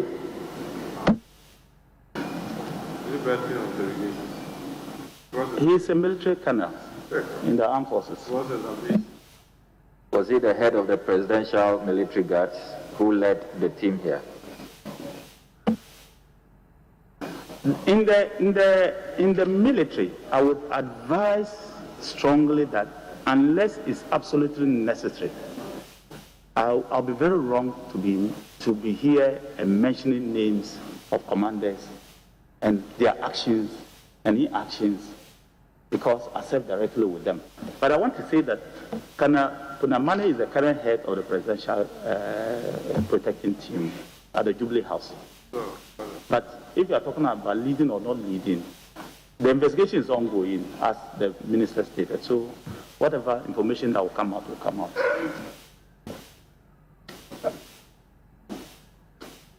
I want to come to the Ghana-US Defense Cooperation Agreement, which you signed. And I hold in my hands the Hansard of 19 February 2020, where the aviation minister revealed, in response to a question filed by the Honorable Kwame Abuja, that apparently Terminal 1, pursuant to that one of the airport, has been rented to McDan Shipping Company Limited for 15 years, and he, in pursuant to the agreement, has rented the facility, Terminal 1, which belongs to the people and the government of Ghana, to the United States military. You signed the Defense Cooperation Agreement. do you have a copy of this agreement? And why did the Ghana government not deal with the Americans directly? Why did you have to rent the facility to a private entity, and he is then dealing with the American government directly, when this was a bilateral state-to-state agreement that came before this House? Mr. Chairman, in the first place, as you stated, I'm not the one who stated it. It's not under my jurisdiction, so it's difficult for me to answer that portion of the question, because I don't know. I'm not the one who cited. That's why I didn't state the issues. But Mr. Chairman, the agreement to give facilities out to the Republic of the American people, that is the United States of America, was signed in 2015 by the government of Ghana, by the then foreign minister. In 2015 by the government of Ghana, when Ghana agreed that we shall give some facilities to the Americans. It was signed in 2015 by the then foreign minister to give some facility to the agreement. And I've said it publicly that, look, partners or people who are partners for some goodwill activities do some of these things, and I agree with it. And that's why I continued with what was started. The first agreement was started in 2015. But I signed it off because I agreed with what the government then did, and I still don't find anything wrong with it. But the nitty-gritties, my question is, the nitty-gritties of what we are talking about. Why are we not dealing with the Americans directly? No, I'm saying security and economic implications. I'm saying the nitty-gritties of what you are saying is difficult for me to say, but what I know... So where can we get that agreement? Mr. Chairman, what I know is that the Americans did not... They used their taxpayers' money, and they are the people who chose their vendors. It's not the government of Ghana that chose their vendors. Thank you, Mr. Chairman. It doesn't appear you understood my question, Mr. Chairman. The question is, Honorable, our airport terminal 1. Can I assist him? First, he says he's not a signatory. Second, that the Americans chose their agent. I think that should be sufficient. No, but this is our airport. The Americans can't choose to just come and take over our airport. That belongs to the government of Ghana. Honorable Member, I think the Honorable Minister has explained that Ghana government had reached an agreement earlier, and it is in the implementation of the agreement earlier that we are at now. But they have not taken our facility, as you suggest. They have signed an agreement. They choose an agent to represent them. You're asking him why the Americans, we chose that agent. His answer is that he can't explain that. No, Mr. Chairman, with all due respect, that's not my question. Probably I should read the Hansard, column 024. This is what the minister told Parliament. GACL has rented out the ground floor of Terminal 1 to McDan Aviation for use as a logistics operations center for a period of 15 years, from January 2019, pursuant to the Ghana government agreement with the United States of America. McDan has also signed a management agreement with the United States military and provides logistics and handling services to the U.S. military through Terminal 1. So pursuant to the Ghana-U.S. Defense Cooperation Agreement, we decided that we would lease the Terminal 1 to McDan so that they would then go and deal with the Americans, when we could have dealt with them directly. That's my question. I think his answer is sufficient. Can we move on? Okay, Mr. Chairman.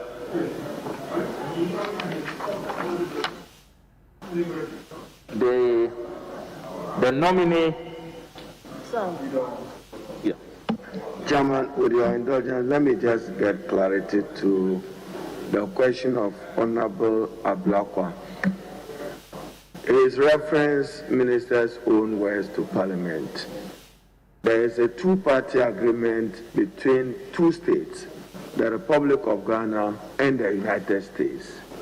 Now, he wants to know why the subsequent agreement is not between Ghana Airport Company, for which we can demand accountability as a state-owned entity entering into the relationship with the American government, but a private entity? Mr. Chairman, like I said before, the Americans chose their vendors. They chose 3 vendors. They chose 3 vendors. And the company... The minister wants to name the vendors. The company he mentioned is one of them. Aviance, Cargo, McDan, and there's a company that has this big warehouse just by the presidential... That one. I think it's a Lebanese or something. I've forgotten the name of that company. They are the 3 vendors they chose. It is not the Republic of Ghana. That's why I said that the Americans chose their vendors, and their vendors provided what they were looking for them. It's not me. Neither is the Ministry of Aviation. And as for the issue of signing, I didn't sign anything, so I don't know. I cannot answer that one. I can't, because I didn't sign that one. So it's difficult for me to answer that question. Well, Mr. Chairman, the nominee addressed the press on the 7th of December 2017 at a Meet the Press. 7th of December 2017 at a Meet the Press series. And at that press engagement, you lashed out at President John Dramani Mahama. You accuse him of having taken over military lands, and you asked him to vacate in his own interest. And if I have the chairman's permission, I quote, "I want to advise the former president that he should look for a place and leave, because it's a dent on him. It's not good for him. He was a president, and he should live there. He should have protected the armed forces." I'm talking about former President Mahama, and I won't say no more. That can't happen any longer, not under my watch, he stated. According to the Bimbila MP, all other past government officials must vacate the disputed lands as a matter of urgency. The way armed forces land were handled, I'm not happy about it. We decided to sell lands, including to some top politicians, and it's a shame, it's not good. Within 2 years, we sold every piece of land, over 300 acres of land, to individuals. The former president's office issued a statement, a rebuttal to this, indicated that they have not purchased any land. He was just a tenant at Chain Homes, as you know. Up to date, you have not retracted and apologized to the former Commander-in-Chief of the Armed Forces. Do you stand by these statements? Mr. Chairman, I want to state emphatically that I said, and let me repeat again, if I were the former president, because of the situation there, I would not stay there because he was former commander-in-chief. I gave some other things that he mentioned. The answer I want to give, I will believe you should hear me off camera first, because of the respect, not just the respect for the former president. Is that the answer you wish to give to this question? Yes. I want you to hear me off camera first. Because of the security implications and what I want to say. I'm coming. So if after that you still want me to say it publicly, I can say, but I would advise that you hear me off camera first. Honorable Minister, if you consider it not worth public, I'll just ask you to leave it there. I would think that I will leave it there. Very well. Mr. Chairman, Honorable, my question has not been answered. Sorry? It's a simple question. Does he stand by it? We will not be bamboozled by this claim of national security interest. Honorable, do you stand by this? You publicly attacked the former president. You accused him of being on land that belongs to the military, which is not true. Do you stand by it or not? It's a simple question. You shouldn't hide under national security pretensions. It's not fair. What he has even done is even more dangerous than what he said about the former president, and we will not accept it. It's not dangerous. Mr. Chairman, Mr. Chairman. It gives a certain connotation as if the former president has done something wrong. Mr. Chairman. Please. If you cannot abide by the pending, go out. When you come down, you come back. Mr. Chairman, I have never. Mr. Chairman, that's not fair. People's reputations are being impugned. It is fair. We wait, you rag on, I ask you to hold on, you rag on. It's not fair. If your tempers are high, I ask that you stay out. When you cool down, you come back. Chairman, I don't think tempers are that high. Yes, Minister, Chairman will rule on your question, but you can do the first part of his answer. Do you stand by your words or not? I answered that already. Mr. Chairman, from what he read, it is very clear that I did not say the former president purchased land, military land. Okay. You read your own thing. I never said that anywhere, and I won't say it because it's not a true thing. That he, former President John Mahama, went and purchased military land. I've never. You read your own statement. So when he's trying to say that, that was wrong. But I just said beyond that, I don't want to say anything. We can talk after this. So beyond that, we'll hear you. You've given him an answer, Sammy. So let's, Eric, Honorary Eric, if Chairman will accommodate you, take you. No, I'll go to. Or he'll go to the other side and come to you. Thank you, Mr. Chairman. It's a follow-up question and then one question. Well, I'll try and put it. But the problem is that the other side keeps asking plenty questions. Yes. Okay. My major question. I want to ask the Honorable Nominee, you have spoken very well about your achievements at the Ministry of Finance, Ministry of Defense, and obviously you have contributed greatly to infrastructure, upgrade and rehabilitation of accommodation, provision of logistics. Can you please tell us what new package that you have for our men and women in uniform in the next 4 years of your administration if you are to be approved by Parliament? Mr. Chairman, I believe, first of all, that the three arms of the armed forces need, or three services need, a lot of re-equipping. Air Force, Army, and Navy. We need to give them the equipment, more equipment for them to do what they need to do. We need to give the Navy the ships. We need to give the armed force, the Army, the vehicles and the armored vehicles they need. And the Air Force, we need to give them the air asset to be able to defend us. So that's one of the first things that I will say. And I've already stated about the accommodation, the plans to continue to give them more accommodation. And of course, moral issues, places of recreation. We are building a state-of-the-art stadium and multi-purpose facility in Tamale, and I think the minority leader will bear witness to me. We intend to continue with it in other areas like in Accra, in Takoradi, and other areas if we have the resources. And I think that these are some of the things that I'll continue to do to ensure that it's done. We have promised to protect military lands. It's one of the reasons why this matter happened. But like I said, we've decided as a policy to find out exactly what is called the military lands, and then from there.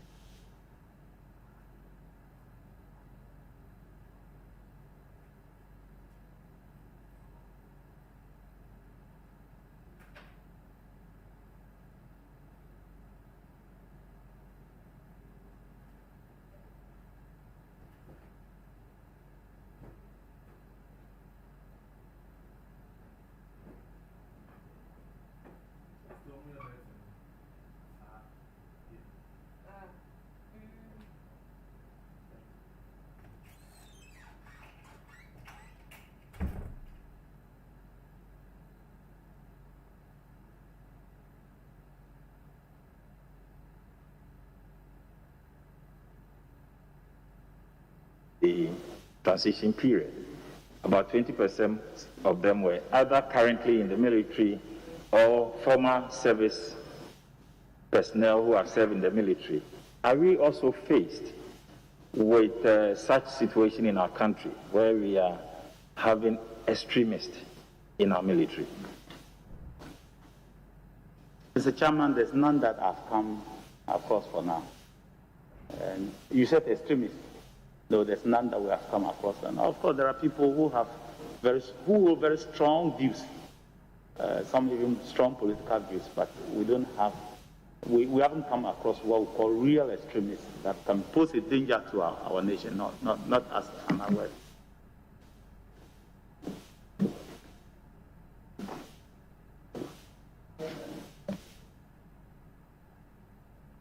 I'll give the last one to Honorable before I come to leadership. Thank you very much, Mr. Chairman. Honorable nominee,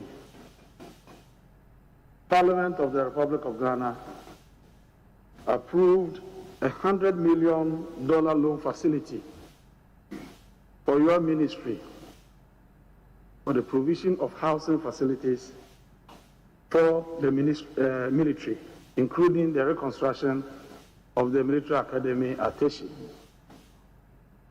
My checks indicate that of Kumasi has not taken off, even though the facility was assessed almost a year ago. I would like to find out from you what has accounted for this and what component of that facility is to go into the development of the housing facility for the Kumasi garrison. Mr. Chairman, it's true that Sunyani and Kumasi hasn't taken off because the contractor is moving in phases. I'm aware, or I'm being told that before March, the contractor will move to the two sites, Kumasi and Sunyani. Remember, this is February, before March. This is February. Yes, I know. Before March. Yes, I know, Mr. Chairman. That's what I was briefed. He's winding up in Tamale, and then they will move to the Kumasi site. But for Accra, for the others, they have actually virtually moved to the site. There are allocations that are armed forces did. I don't have the actual figures in terms of the number of buildings for each particular, but there are allocations that the armed forces themselves did. And they've gone around to assess, and then they will start. But I can assure you that each garrison is being given a fair share. Remember that there are 3 services. We don't have the Navy apart from Accra and Secondary Accra, we don't have the Navy in any place. We have them only the 2 places. The Air Force is in 3 places. And so the rest is Army. So when you are giving, you will also balance the services as well. So sometimes you may see Accra having more because they have all the 3 services. You may see Secondary Accra, they may be having more because they have the 3 services. So sometimes it's like that, but Kumasi is being given its due. The 4th garrison will be giving its due as we go on. I thank you, Mr. Chairman. So, Honorable, I ask of the cost of the delay and the money for that project. How much is going into that project? I think I've already mentioned that the contractor is moving in phases. So it's not a delay, it's moving in phases. And the next phase is Kumasi and Sunyani. That's what I thought I said before to you.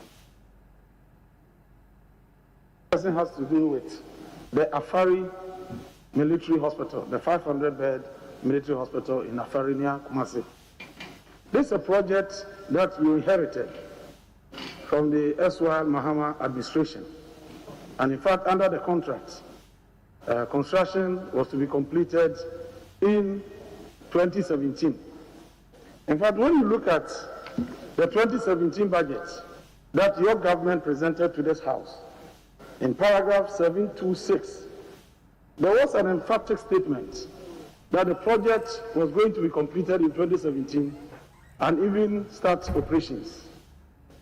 Then in 2018, you reported under paragraph 731 in the 2018 budget that you were going to commission that project in 2018. But surprisingly, in 2019, when you go to paragraph 944, you indicated that work done on the project is 40%. The project that you had wanted to commission in 2018, in 2019, you reported to this House that work done on that project was just 40%. And in 2020, you have reported under paragraph 1078, that work done is 80%, 81%, and that you commissioned the project in 2020. We are in 2021. What is the status of that project? And considering the delay, is that not going to occasion additional cost? And when are you going to complete that project and commission? How many questions have you wrote into this one? Yes. Mr. Chairman, I think for this particular project and the other district hospitals, as a country, it brings to fore some of the problems that we have. This is a 2008 project. It was approved in Parliament 20th of November 2008, this project. Mr. Chairman, what actually caused the big problem is that 6 years down the line, May 2014 is when actual construction started. May 2014 is when the actual construction started. When the project had moved to about 4 different locations, it was supposed to be a Sofo line, then it was shifted to Tamale. On Tamale, it was shifted to 37. In fact, a sort was cut in 37. Then, no, it was then shifted to Afari again. So all these delays by the contractor caused some bit of delay. But Mr. Chairman, I'm happy to report that this project is, apart from the electrical, because they need to do serious light. They have light now, but the normal light cannot. They have their own standby generator. Apart from that I think by March it will be March or April it will be complete there. Otherwise, this project and then the auxiliary works. Apart from that, the project is essentially complete. But we have the auxiliary works, the outlining works, the other works that's supposed to be done, the housing project for the nurses that's supposed to be done. But if it's the main hospital and the equipment, a lot of it has been installed.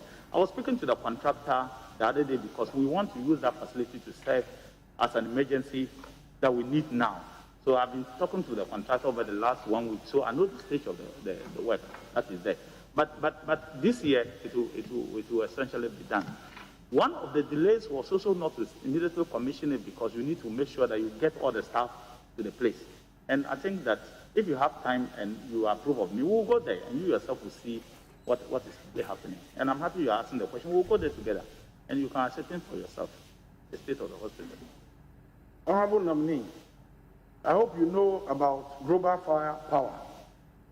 Global Firepower, which is a Crown-based company. It's a Crown-based company that provides unique analytical display of data concerning today's world military powers. They gather data on military powers of states and then rank them. You recall that in 2016, when they did the ranking, the Ghana military placed 19th. I think this was published by CT Everywhere. When they did it in 2020, Ghana placed 22nd. Mali, Cote d'Ivoire, and Cameroon overtaking Ghana. What do you think has accounted for this?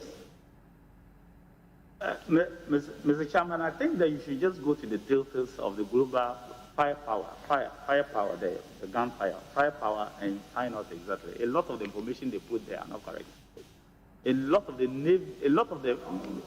they put there are essentially not too correct. So I don't put a lot of premium on some of the things that you find on the internet. Mr. Chairman, many nations, you will not know the extent of their firepower. And I'm very, very surprised for anybody to think that he knows what we have in Ghana or what other people have. You may have skeletal information and you will rank it, but the actual true power of the nation you will never know. And it's not something that even people should know. So be rest assured that Ghana Armed Forces will defend you when they say. No, I think the research was based on some criteria. One has to do with the number of serving military members. They have to look at the naval force. They have to look at fuel availability for military operations. And then they look at the number of jet fighters. They also consider defense budget and logistic feasibility. This is the criteria. Mr. Chairman, like I said, they gave us the number of jet fighters we have. They gave us a population. And I'm saying to you that ignore that information. It's not correct. yes, even the information they gave Ghana is not correct. So let us just move on. It is not in our interest to give out what we have, but what they gave about Ghana is not correct. Even though it serves as a guide for us to do more, which I accept, but it's not correct information.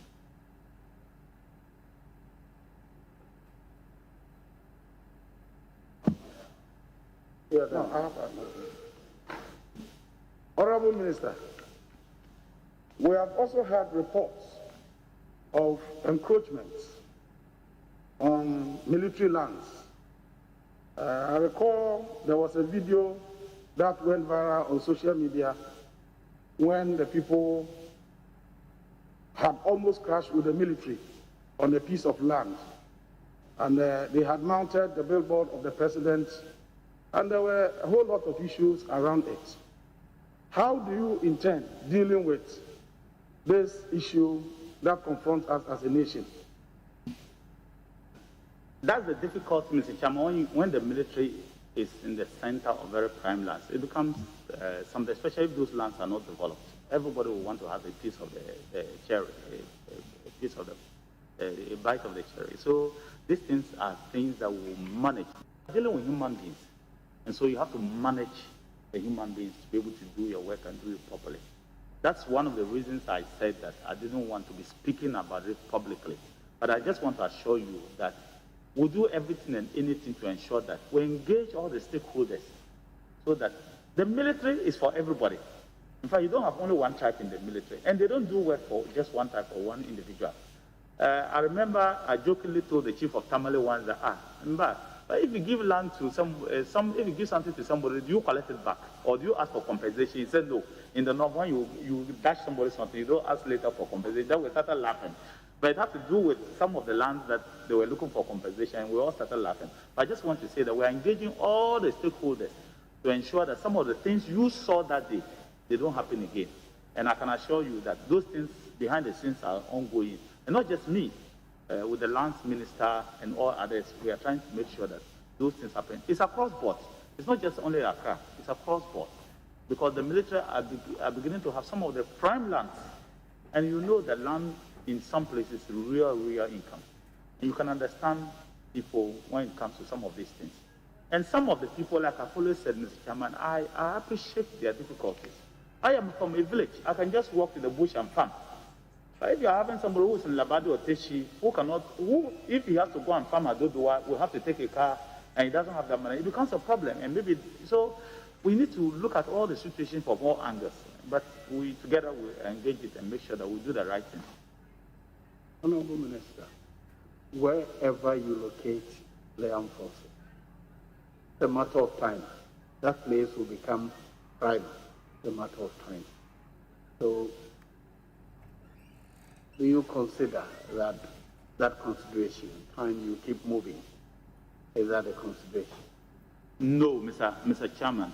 First of all, in the UK, there are places, in the US, there are places where the armed forces find themselves, and the towns have grown to catch them, but they are able to find a way of fencing off armed forces places and lands so that the public don't have access to it. But these are all part of the plans that we are laying in place. That's why we are making a full inventory of whatever we have, including even those that we intend to have and those that have been given us. And I'll take the opportunity to thank the people of Ashanti Akim North, where Agogo is. They gave the armed forces huge tracts of land to be able to train there in the future, and I will really want to thank them. And thank other people who are also doing same, people of Tamale, Accra, and Takra, Ho, and other places. The armed forces have a huge parcel of land as a gift from the people of Volta region. And I'm very excited about some of the things that our people are doing. That respect for the military is there. But I still think that we need to together protect the armed forces and the properties that they have by cordoning off that particular area. Even if it happens to fall in town, but we need to cordon off and know that this is for people who will defend us. We should not try to take it away from them. But we need to engage everybody to ensure that we all come to an understanding. But you cannot keep moving. Because, especially within Accra, if you move, the town will catch you up and you cannot keep moving. You have to take a decision one day to make sure that things are done and done properly. I thank you, Mr. Chairman. Very well. Leadership. Okay, this is a fixed one. Yeah, I'll give you another opportunity elsewhere. Yes, leader. We agreed that we'll do 5. We've extended to 6 now. I think that's sufficient. So, leader, please. Honorable Daka, Chairman, maybe be a little flexible. You can just give him one question. Then leadership will manage how much time we spend. I give you an assurance that we can do 3 hours. If you don't want us to undertake the exercise, there's no problem. That is why we are here. Please. I just say you should give him one question. I'm not even saying 3. He raised his hand. You can see I'm not, me myself, I assured you 6 plus 2 is here. I took my word. But I'm saying if the honorable member feels strongly, you can manage it by giving him one opportunity.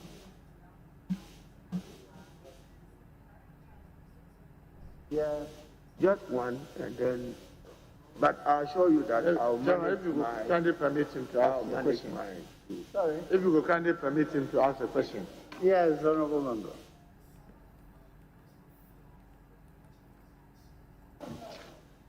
All right, thank you, Mr. Chairman.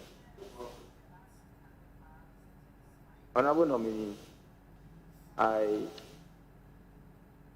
am aware you know that as the administrative head of the armed forces, you bear some obligations, particularly when it comes to the activity of members of the armed forces.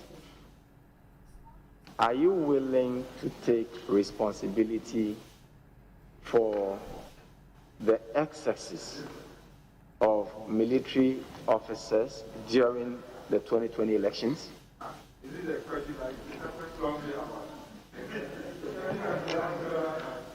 Mr. Chairman, I thought that question has been answered.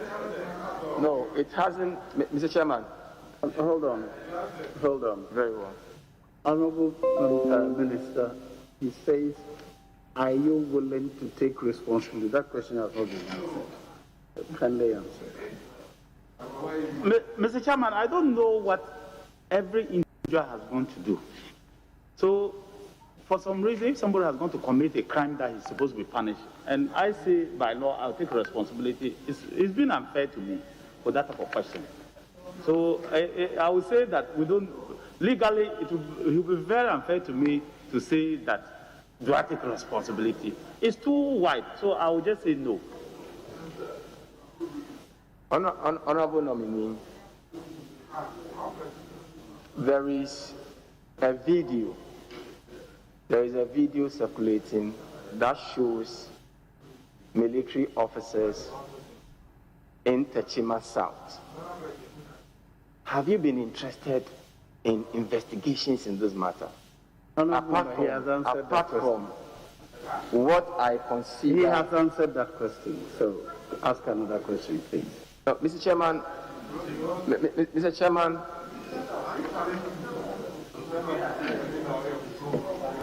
no, Mr. Chairman, I would move to what happened in the chamber. I want to do a follow-up question on what happened in the chamber. Honorable nominee, it's been 1 month after what happened in this chamber. I am sure that even as a caretaker minister, you would have been briefed on what happened.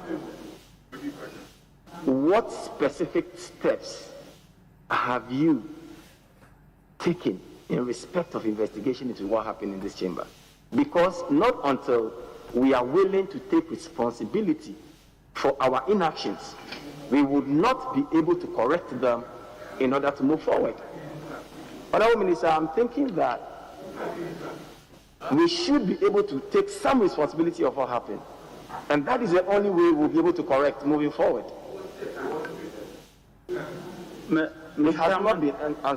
Mr. Chairman, I said that matter is being investigated. Until the results come out, it's difficult for me to take further steps because it will not help and to prejudice the investigation. But if you were to compare what happened in Ghana to even world powers, some of the world powers, you will say that anything happens. It's not impossible for things like that to have happened. It's just that, like I said, let us investigate and find what is the best way forward. What has happened? Do we hold somebody responsible? How do we reform ourselves? Even Parliament itself, is there a way of reforming issues so that those things don't happen again? Because you and me don't want these things to happen. Yes, and to what extent? You know that you and me don't want it to happen. And to what extent are you willing to investigate? Honorable Sosu, I was supposed to give you 1. You've taken 2. Now you're moving on to 3. Mr. Chairman, it's because it's a follow-up. I'm sure you've had enough. We agreed we'll do 6 each. Now we've extended to 7. So now leadership, please. Thank you, Mr. Chairman. Mr. Chairman, in the Minister's answer earlier, he said 2 things, and I just want to show him a video. No civilian has the capacity to move the army. And he also said the armed forces are very professional. These are your words. Look at this video. The Chairman, with your permission, is being shown on the screen. Then if you can put the mic at your end so that the sound can come.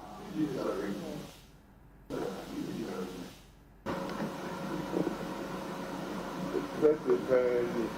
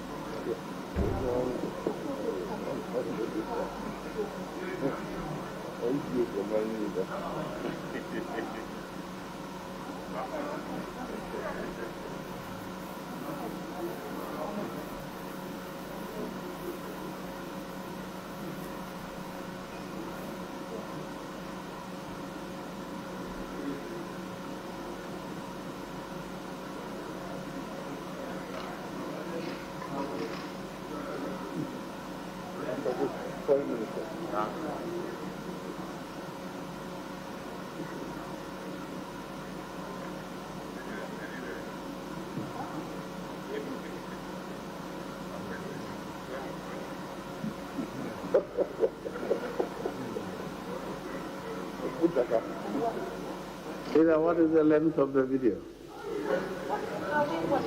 Sorry? 4 minutes.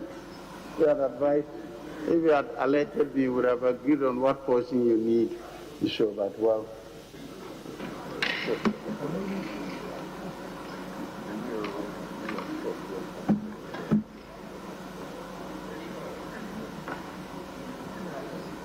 I think you can start asking questions while going on.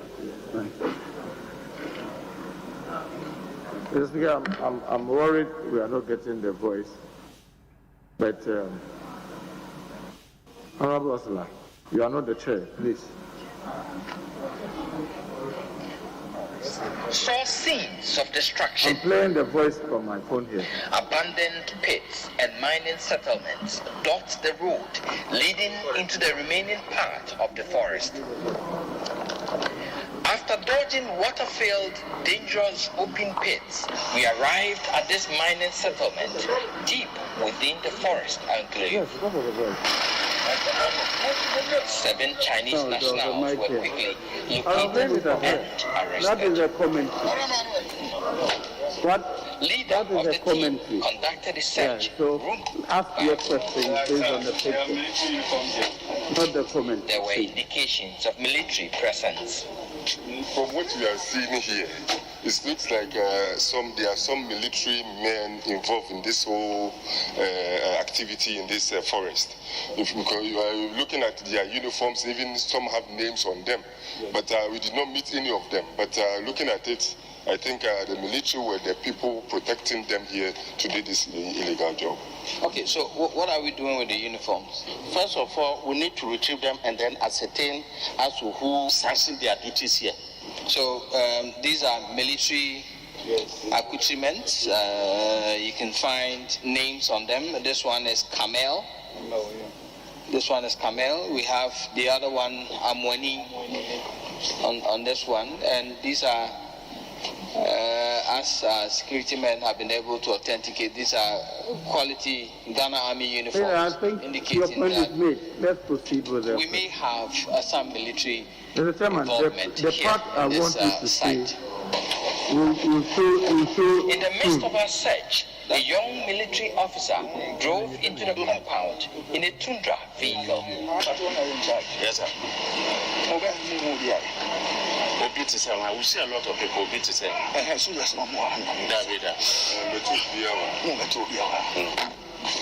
He started making some calls to his superiors.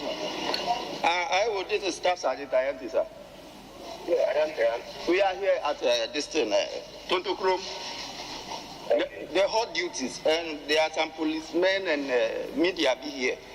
Within the next 30 minutes, the whole place was crawling with over 30 angry, armed military men. Anger turned into heated verbal exchanges and near fisticuffs.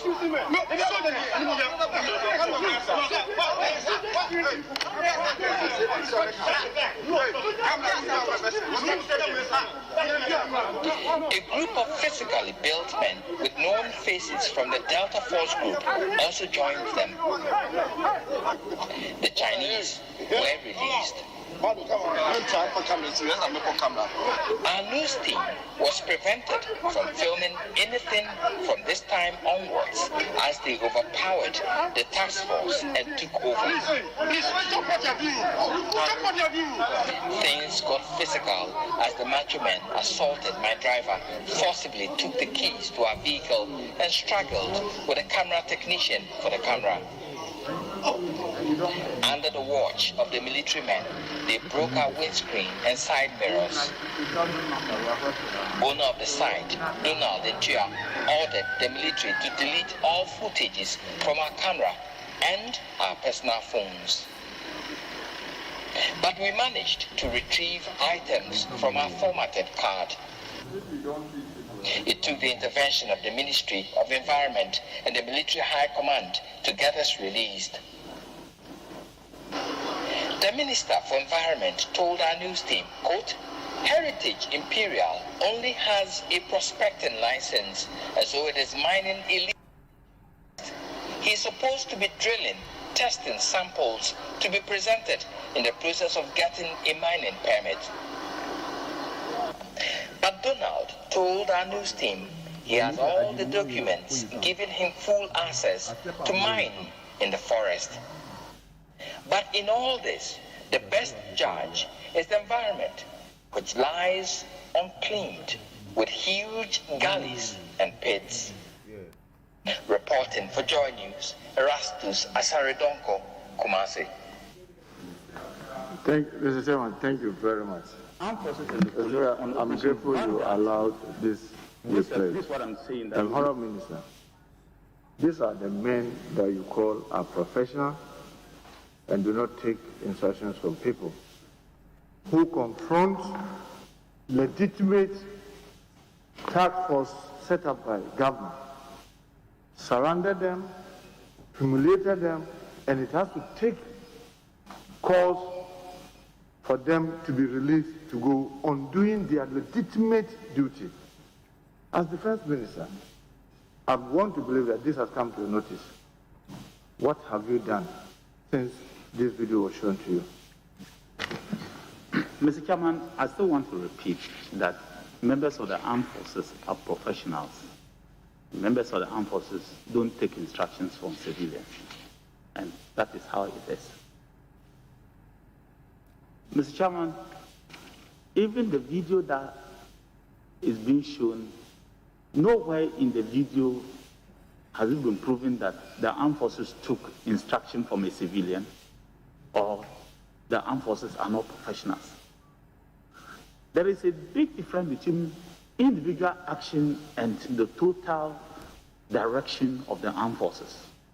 I have caused investigation into this immediately because, like I said, on 31st January 2020, I issued a cabinet directive to the armed forces that no member of the armed forces is expected to be seen in any forest area except for 2 areas.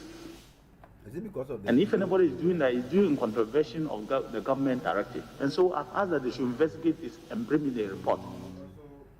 The Chief of Army Staff has given his response. The GOC, General Commanding Officer, has given his response. And the investigation is ongoing. And we'll put all the pieces together. And I can assure you, I've said it before, if anybody is found guilty, that person will be punished. And it doesn't matter who is minister, that's how it's supposed to be. But like I said, the initial feedback from the Chief of Army Staff and the investigation is that the members of the armed forces that were found, they were stationed as part of Camp Life in 2019 to track and chase away illegal miners. So all this, as part of it, we are investigating all that, all those kind of things that are there. But the armed forces of the Republic of Ghana has not sanctioned anybody to be in the mining concession since 31st January 2020. 31st January 2020, and I can assure you on that particular one. What you are seeing is a narrative by a journalist who accompanied the team that went around to do that. A week earlier, which you don't know, is that the armed forces plus the police were tasked by the same government to go and arrest. That's why you saw the Chinese sitting down on the floor. And we have done that in several other areas. And we've been going around looking for illegal people who are still mining illegally. We did that in Western Region a week earlier. And this was in Kumasi area. That one, because it was positive news, it was not shown. But I still want to tell you that this particular incident is being investigated. And the report will come out soon. Honorable nominee, how long should we wait to expect the report on this? Because we've had so many incidents involving military officers, it's been investigated, and never do you get a report or the public told the outcome of those investigations. How long should we wait for a report on this? Because we've had so many incidents. Mr. Chairman, I did say here that some members of the armed forces were even dismissed from their job. Some members had their ranks reduced as a result of some acts that they committed, whether in Calamity or other areas that I know that for a fact. And I'm saying to you that it's difficult to rush investigations because you may rush and do a shabby job. So if I give a deadline now, then the armed forces are bound by that deadline. And so I'll plead with you that if you can find out from the armed forces, you can find out from the CDS, and can find out from anybody that the DR has gone to do investigation on it, the CDS set up a team to do investigation on it, and they're putting all the pieces of information. Of course, they gave me a preliminary report. That's why I stated what I stated, that the preliminary report shows that there were members of Operation Kamla, and that maybe some of the journalists may have misunderstood their role in that area. But let the full report come out. And I can tell you that if somebody is found to have gone in contravention with the laws of the Republic of Ghana as well as the orders given them, that person will be punished. And that maybe some of the journalists may. I thank you, Mr. Chairman, misunderstood their role. Mr. Chairman, he said that in answering a question related to the election violence, he said the military were there to assist the police, and therefore those investigations were being conducted by the police. Is that right? So where you have footage like that of the Techima South, where you saw military officers in that video firing, you think that it's not necessary for the military itself to to also investigate their officers or to investigate their involvement in that exercise. But they should just leave it to the police to invite them before they may act in that video. Mr. Chairman, like I said, a month ago, I issued a statement saying that if you have evidence of some of these things, give it to the appropriate authorities, particularly the police. They will share with the military, and the investigation will start. Like I said, if you are not being accused of something, it's difficult to start an investigation immediately. But the person who has jurisdiction over the security operation were the police, and that's why they are doing the investigation. We don't also want a situation where somebody will say that, oh, it is the military. Sometimes when the military do something, they do their own investigation immediately because they are the people who carry the operation. But when there's a joint operation, like in this particular case, most joint operations, the military are the head. But in election-related cases, the police are head because the military are not the front-line people. They are not the people in charge. They just come to assist and go back. So the police are actually there. I will plead with you that you allow the investigation to finish. Like I said, like yesterday it was stated. And then if somebody is found guilty, that person will face the rigors of the law.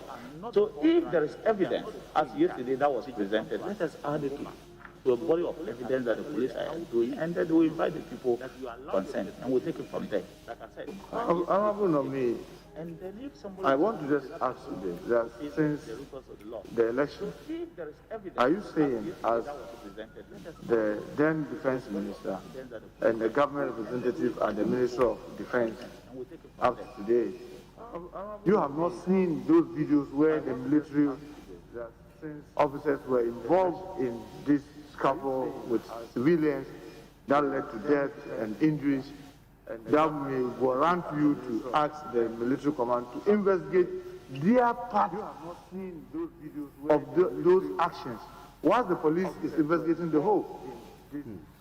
Mr. Chairman, because you are asking that if we have evidence, we should provide it, and I want to believe that you've seen a number of such videos. Mr. Chairman, you used the word scuffle. First, you said they were shooting and then later scuffle. I have not seen a video of the military people shooting into the crowd and killing somebody. If there is that, let me have it. If we have evidence, we should provide it. And I will give it to the CDS and we will start investigation immediately. You use the word scuffle. Noted. But I have not seen that one.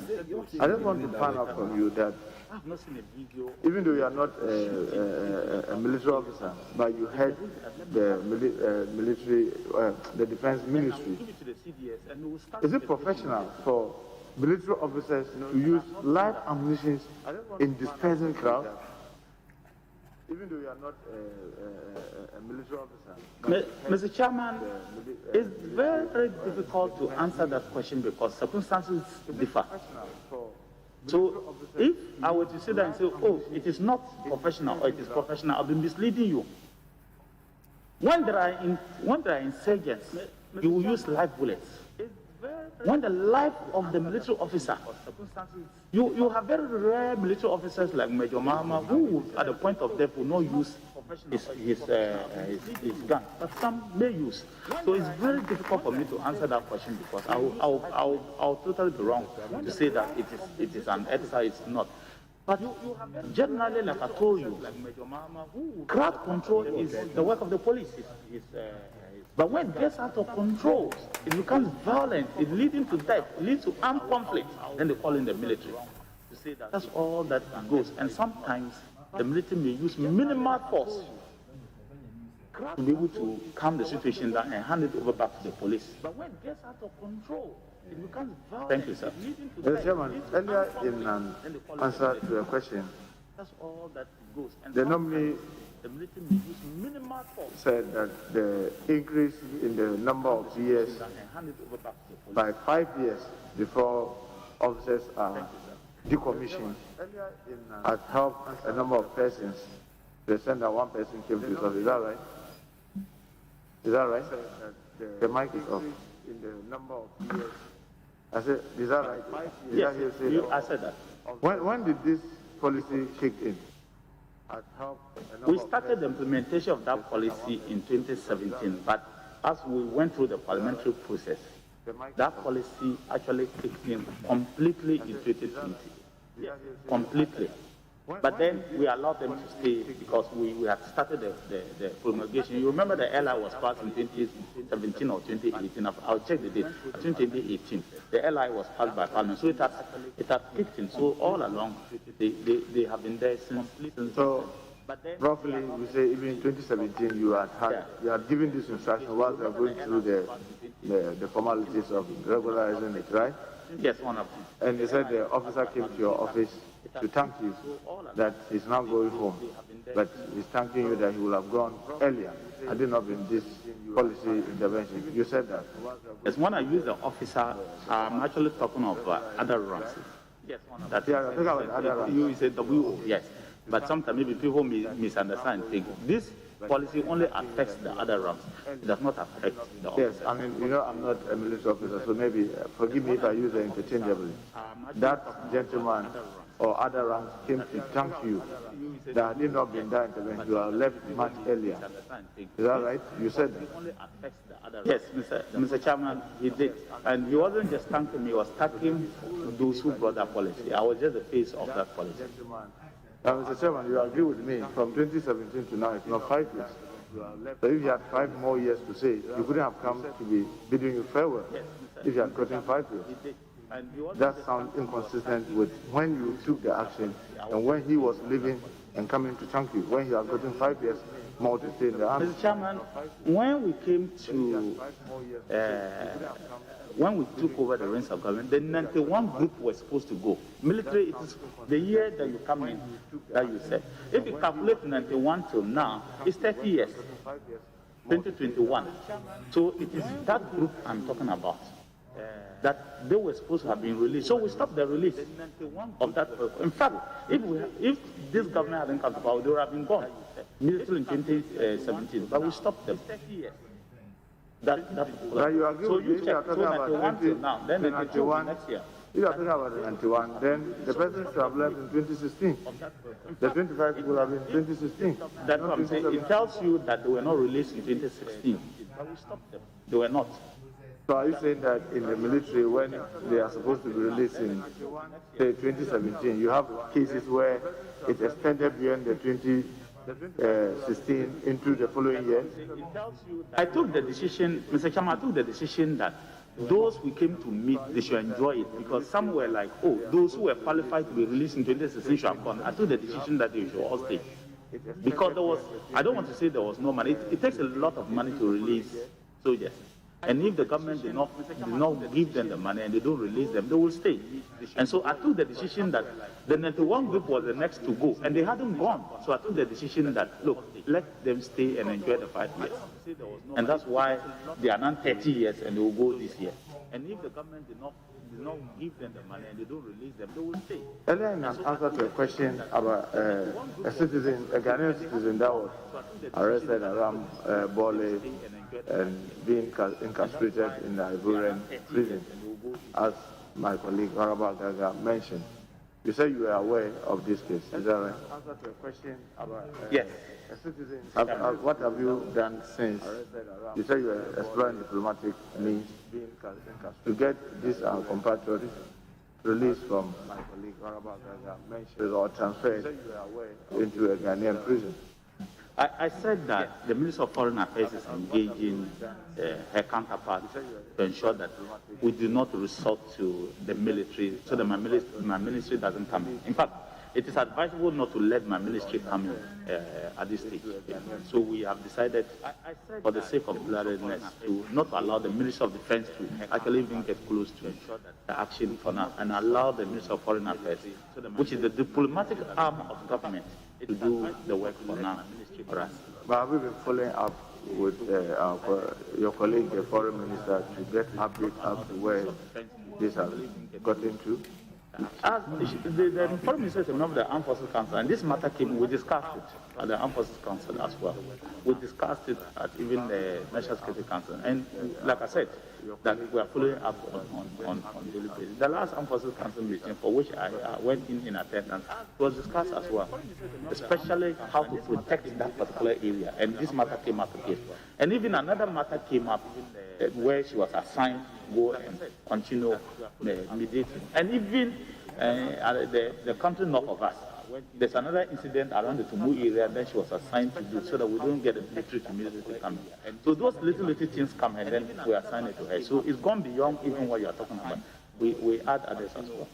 Mr. Chairman, earlier in an answer to a question, my colleague said, the nominee said, military were signing memorandum of understanding with mine. They are signed before he came. He came to meet a situation where the military has signed a number of memorandum of understanding with mining companies. Is that right? Mr. Chairman, is it possible for him to furnish this committee with a list of this signed memorandum of understanding with those mining companies? They elapsed, I think, some of them 2017, most of them 2017. I don't know whether the military... Mr. Chairman, it's not whether they are elapsed. I don't know. I'm saying of them, when he came, he changed the policy. No, I'm saying that I don't know whether the military still have them, but I believe that the military, they always have them. So I can get the military to give them to you. Yeah, so we will be grateful to get the list. Oh, I can get them. I'm saying of them, when he came, he changed the policy. Mr. Chairman, when we were talking about the visibility of the military in civilian life, he said, he also agreed, just like yesterday, the National Security Minister, where it becomes very necessary, individuals are provided with military protection. And yesterday I asked this question, but I'm just asking you again, that this includes persons to be following individuals and holding their bags. I think that's how we can really use our military to that extent. Military protection. I mean, Mr. Speaker, we are human beings and people make mistakes. I mean, you are assigned to do a particular job, and for some reason, you do something you are not supposed to do. Immediately, I was very concerned. And he was right when he said all of us, everybody involved in this, the CDS, myself, all of us were immediately concerned, and we took action immediately. That's why you didn't see those things repeated.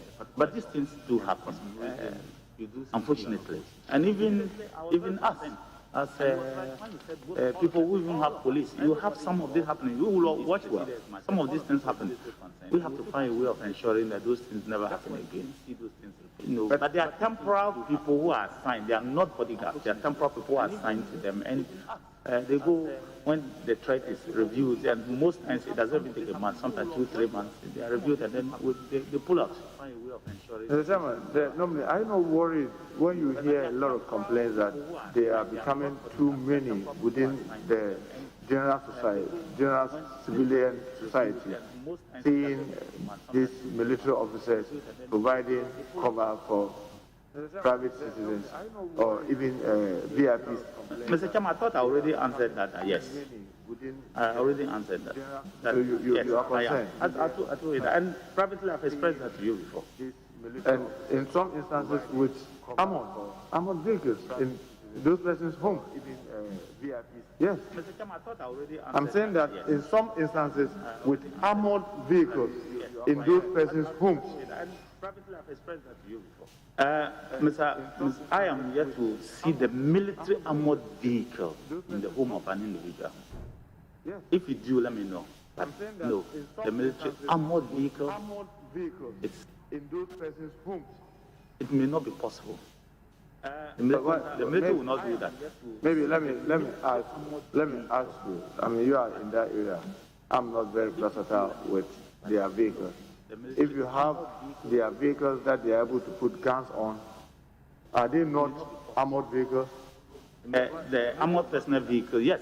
The military sometimes, for their own safety, like you go to Jubilee House, for example, you have an armored personnel vehicle for a reason.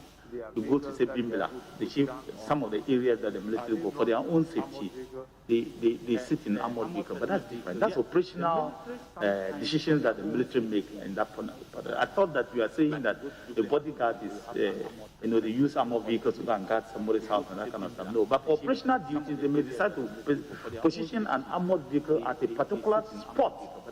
That's operational duties. But I give that to them. I cannot question them why they do that. But it's operational decisions that they make at that particular after assessing the situation. Mr. Chairman, in an answer to an earlier question, when he was talking about the recruitment, he said in 2017 when they did advertise, they did a short listing, they have a little over 4,000 that they were taking in phases. Did I hear you right? That's what you said. That's what I said. But you know that in the recruitment, whether military, police, and what the security services, age, health are counted, right? Mr. Chairman, they give a particular age that when you apply, by this month it should not be more. For the military, they always say they should not be more than 25 years at this time.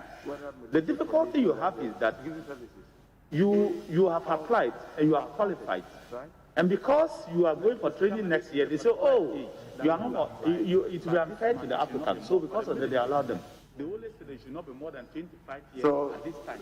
Once somebody was 25, and now by 2020, the person is 28, but his name is still there. He will still go ahead and recruit. No, I don't think that is there. But I have to check the details. It's not like that. The armed forces are very particular about age. I'll check. And that's why some people may lose out. They may not call you, but you may not understand why they may not have called you. It's because of some of these things. But I'll check those. I don't think. And are you by also that statement meaning that since 2017, the open recruitment has happened, or the recruitment has happened only once? But you may not understand why they may not. No, recruitment, there was an advert and people applied, and there was a pool and they were training them because they picked a group of people and they were training them. Once it's exhausted, and I believe that the next recruitment, you see people apply. The military can decide that, okay, this time we are going to pick only, if we need 2,000, we just pick the 2,000 and we don't have any other person that is on standby. But that's a bit dangerous because we don't have the large space for 2,000. You want to have plus or minus 10% or more so that people, when they fall out or change their mind or do other things, you can easily replace them. But that's the decision for the military to take. It's not so the question is, you said in 2017 when they advertised for the recruitment exercise, over 20,000 even applicants, they went through the process. And I'm saying that that particular process that generated over 4,000 is the 4,000 that you are saying they've not even. And I'm saying that you are saying that since that advertisement and process which has gotten the 4,000, no such opening has happened over the 4 years. Mr. Chairman, for recruitment, yes, but for enlistment, every year they do it and people go to do it. But for recruitment, that one. But for enlistment, every year they keep doing it. Opening has happened. Mr. Chairman, I want to find out from the nominee whether he has seen this publication titled Ghana's Military Risk UN Sanction over Weapons Smuggling by Soldiers. This was referring to a mission in Lebanon, and some investigation was done about 6 officers. Whether this has come to your notice? Ghana's Military Risk UN Sanction over weapons smuggling by soldiers. This was referring to a mission in Lebanon, and some investigation was done about 6 officers.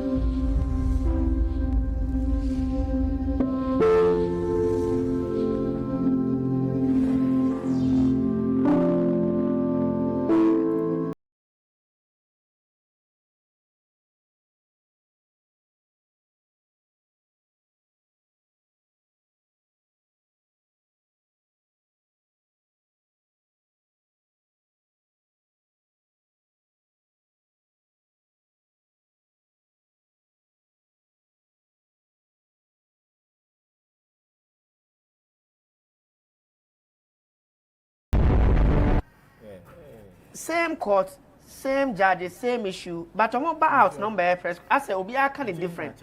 Quickly, my mama see what the NDC said. Now I say, I am part only on my yard, son, a course or quarter. A look after so I'm born the MPP. This stage, you're fair to the issue. Oh, yes, it's somebody I know, sir. If you can give me the when the NDC spoke to the press right after this verdict, no, yeah, now my money responded appropriately to that.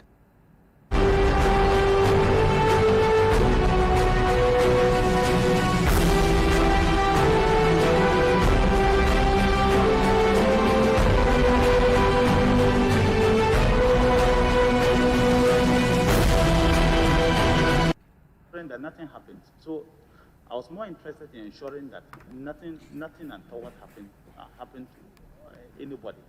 I was more interested. If you watch here,